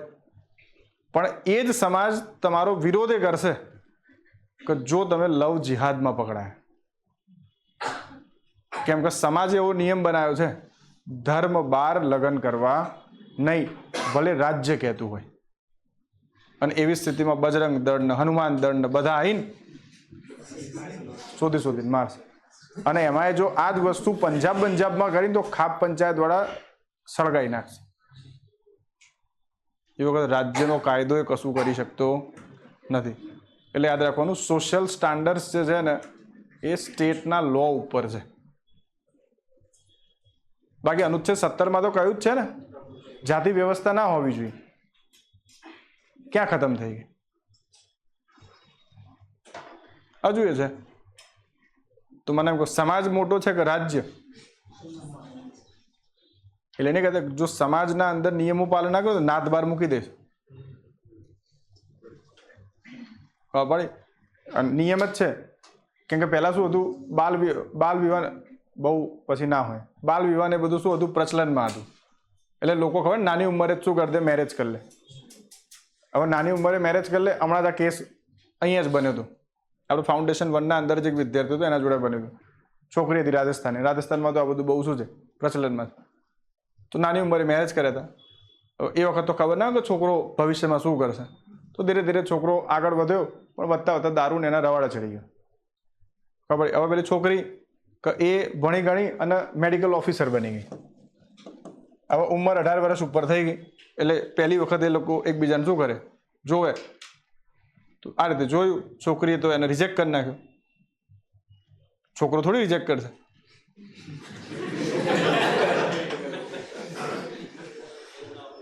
હવે ત્યાંના સમાજે એમને પ્રેશરાઇઝ કર્યા કે તમારી દીકરીને તો પગ ફેરા માટે મોકલવી જ પડશે. ખબર, બાકી તમને આખું ગામ, આખો જિલ્લો અને કોઈ નહીં બોલાવે. તો પેલા કે અમે પોલીસને કહીશું, તમારે જે ન કહેવું હોય તમારે આ નિયમ તો સમાજનો માનવો જ પડશે. આને સોશિયલ સ્ટાન્ડર્ડ કહેવાય. જવું જ પડે. ખબર પડી. પણ એમનો નિયમ શું હતો? શરત એ હતી, બહુ અપવિત્ર શરત હતી કે એક દિવસ આવે ભલે પછી તલાક લઈ લે. 1 ડે. જેથી અમારું સન્માન સમાજના અંદર શું રહે? જળવાઈ રહે. આ સમાજ છે એટલે સમાજના સ્ટાન્ડર્ડ એવા છે. અને કેમ કે તમે વર્ષોથી એક ક્ષેત્રમાં રહ્યા હોય, તમારું ઘર હોય, તમારું ખેતર હોય, તમને વાર તહેવાર કોઈ પણ લગ્ન પ્રસંગના અંદર સમાજ બાયકોટ જ કરી નાખે. આના પર કેસે ક્યાં કરશો? બોલાવતા નહીં એટલે એ તો ભાઈ અમારી મરજી. એટલે આમાં કેસ ક્યાં થાય? પોસિબલ જ નહીં કેસ કરવું તો. અને બાયકોટ કરો એટલે તમને આખું ગામ બાયકોટ. આમાં તો સામૂહિક હોય. અને આમાં તો પછી એનો સગો ભાઈએ કદી જીવનમાં એની મદદ ના કરે. આવા હોય સોશિયલ સ્ટાન્ડર્ડ.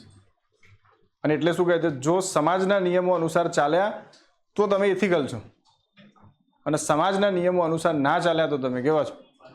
તો એથિક્સ શું કરે છે?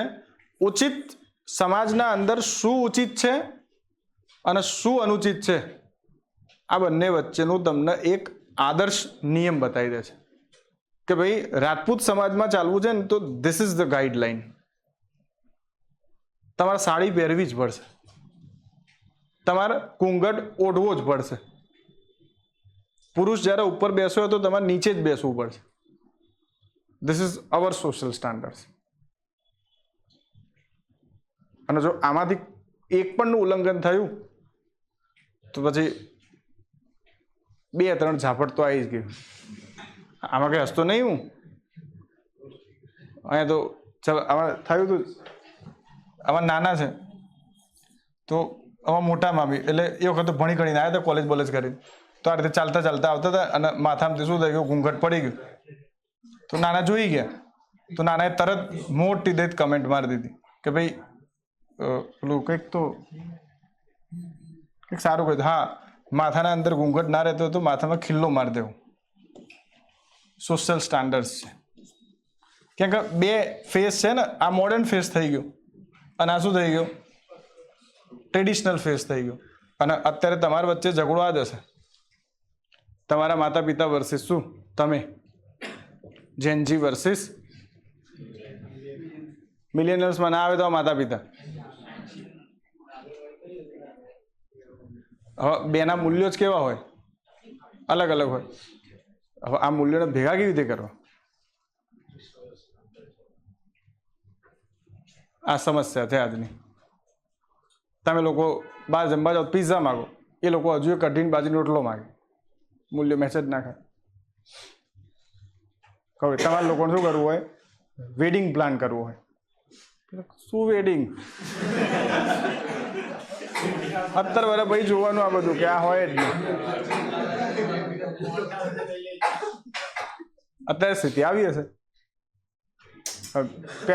પેલા લોકો કંકોત્રી આપવા જતા, હવે શું કંકોત્રીનો પ્રસંગ રાખે. નિયમ બદલાઈ ગયા. કંકોત્રી લેખન એના વિડીયો બનાવ્યો. પેલા જો માતાજીના ગરબા જ થતા હતા, અત્યારે જો સ્થિતિ છે. આનો મિનિંગ સ્ટાન્ડર્ડ શું થઈ રહ્યા છે? બદલાવ. અને મેં એટલે આ બધું તમે રોજ જોતા આવ્યા છો. આ જ વસ્તુ છે કે કયું ઉચિત છે અને કયું અનુચિત. હવે હું તમને પૂછું કે યશપાલ છે, જયપાલ છે, બરાબર, લગ્ન કરે એવો તો થઈ જ ગયો છે.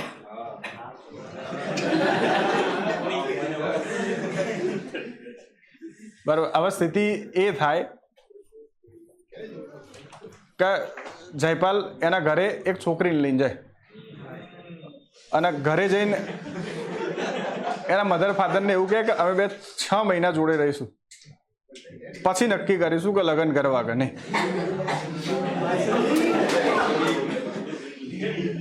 એમ મધર ફાધર શું કરશે?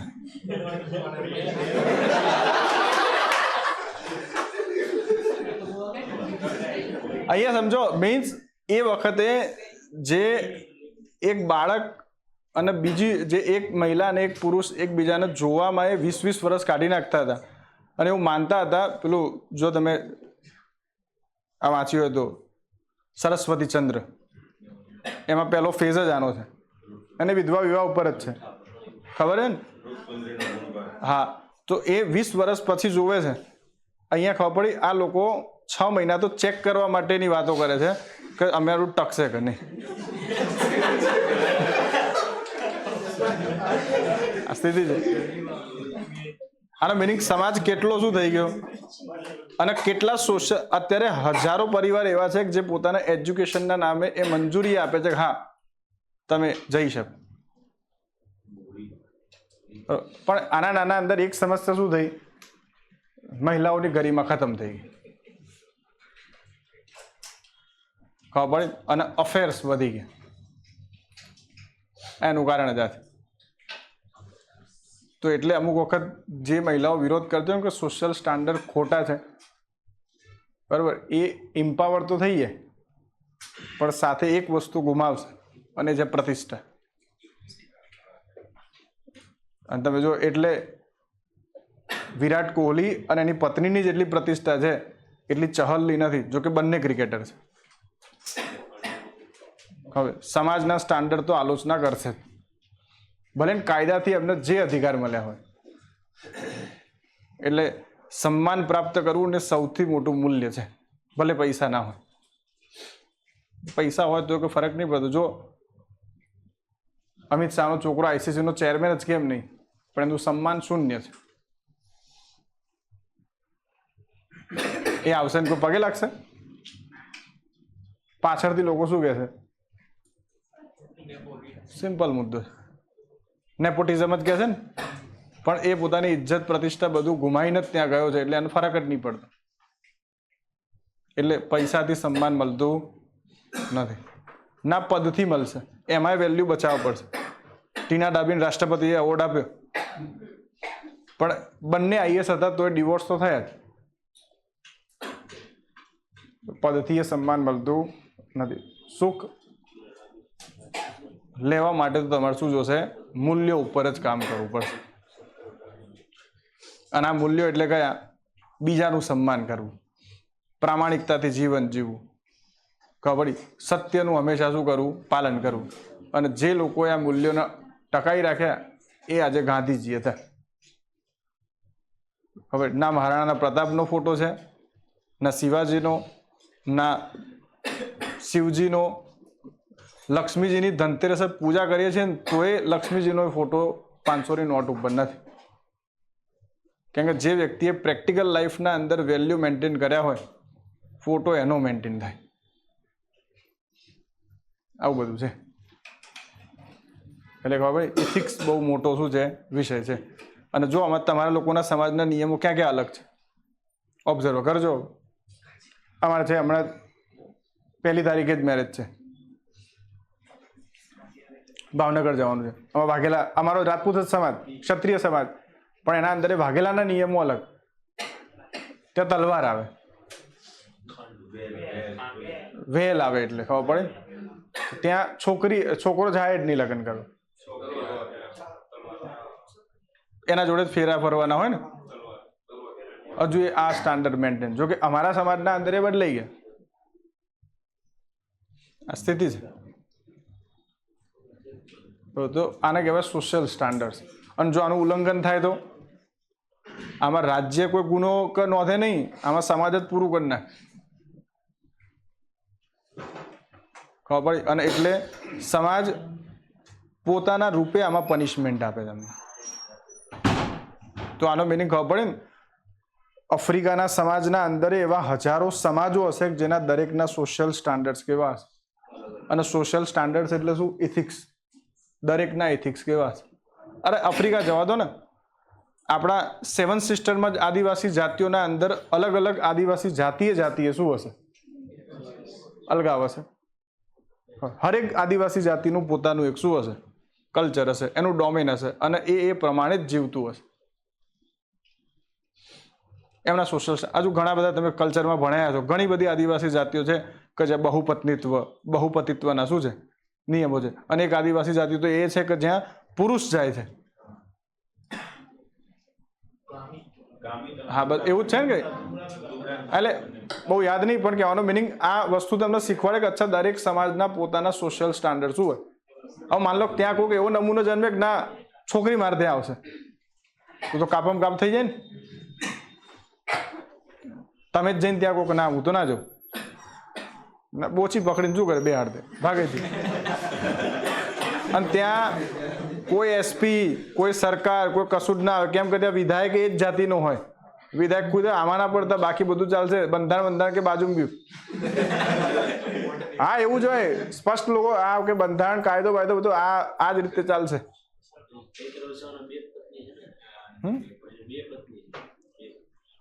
અરે ચૈતર વસાવા તો ચલો આદિવાસી જાતિના છે, પણ આનું એ જોઈ લો, મુસ્લિમોમાં છે જ હજુ બહુપત્નીત્વ. બરાબર. આ તો પહેલા આપણે બાળકોની લિસ્ટ જ બનાવતા હતા ને કે કેટલા છે. હવે આ તો ધીરે ધીરે કંટ્રોલ કરે. શું આયા? એક બે ના કે જોવું પડે કે અત્યારે ટોટલ કેટલી જાતિઓ અહીંયા જ ડેવલપ કરી નાખી આપણે. સ્થિતિ છે. તો હવે કોઈ પૂછે તમને કે વોટ ઇઝ ઇથિક્સ, તો તમે શું કહેશો? સિમ્પલ. એક જ શબ્દમાં કોઈ પૂછે ને ઇન્ટરવ્યુમાં કોઈ પણ જગ્યાએ, અ સેટ ઓફ સોશિયલ સ્ટાન્ડર્ડ્સ. ખબર પડી? સમાજ દ્વારા સ્થાપિત નિયમોનો સમૂહ એટલે શું છે? ઇથિક્સ છે. સમાજ દ્વારા સ્થાપિત આદર્શ એટલે શું છે? ઇથિક્સ છે. અને આ ઇથિક્સ તમને શું બતાવે છે કે XYZ સમાજના જે મૂલ્ય છે, જે નિયમ છે, એ નિયમ તમને બતાવે છે કે તમારે આ સમાજના અંદર આ રીતે ચાલશો તો ઉચિત છે, અને આ રીતે ના ચાલ્યા તો અનુચિત છે. તો આનો મિનિંગ ઇથિક્સ એક જ વસ્તુ કે એક સમાજના અંદર કેવી રીતે તમારે ચાલવું જોઈએ એના સોશિયલ સ્ટાન્ડર્ડ છે. પોતપોતાના સમાજ ઉપર લાગુ કરી લેવાનું. તો કોના સમાજના અંદર ઓડ ઇવન નિયમ હશે? આમ નિયમો અલગ હોય. મારા સમાજમાં તો આવું છે, ઘૂંઘટ કરવો, બરોબર, દહેજ આપવું, એના પછી મેં કીધું નીચે બેસવું, આ બધા નિયમ. આવા કોના સમાજના અંદર બીજા હશે? 1 2 બધામાં નહીં હોતા. કોના અંદર નથી આ નિયમો? 1 2 3 4 5 અહીંયા જ ખબર પડે કે. તો આમના સમાજના અંદર કદાચ પુરુષ અને સ્ત્રી આજુબાજુમાં બેસે, કોઈ સમસ્યા નહીં. મિનિંગ સમજ્યા ને તમે? પણ જો અમારા સમાજમાં બેસી ગયા, ફોટો વોટ્સએપમાં ફરતો થઈ જાય, જોયું, અને તરત કમેન્ટ શું આવે? પત્નીનો થઈ ગયો, બૈરાનો થઈ ગયો. અને જો પરિવારના બધા જ મોટા સભ્યો બેસ્યા હોય અને એમાં મેં ભૂલથી સુપ્રીમ કોર્ટને એવું પૂછ્યું, જમી કે નહીં? હાલો આજના અમારા સામે પૂછે છે જમી કે નહીં. હા, અત્યારે તો સ્થિતિ છે. એવું ના પૂછે પાણી પીધું કે નહીં. ના કે એ લોકો આપણને તરત શું કરે? શિકાર કરી નાખે કે આ બૈરનું થઈ ગયું, આવ્યું નહીં ને હજુ તો છે ને. આવું અમારે તો આવી આલોચનાઓ આવે ધરાધર. બરાબર. જોકે અમારા પરિવારના અંદર થોડી લિબરાલિટી આવી ગઈ, ચાલે, મારાથી જ આવી. મેં જ લવ મેરેજ કર્યા, મારાથી જ આ બધું શું થઈ ગયું? શરૂ થઈ ગયું. પણ રૂઢિચુસ્તતા તો આજે પણ શું છે કે તમારા ભાભીને જેવા જ ગામડે જાય ને એટલે સાડી જ પહેરવી પડે અને ઓઢીને જ જવું પડે. ભૂલથી એમાં નાના વાના જોઈ જાય ને તો પૂરું કરી નાખે. ખબર પડી? આ નિયમો છે. આ લખશે કોણ?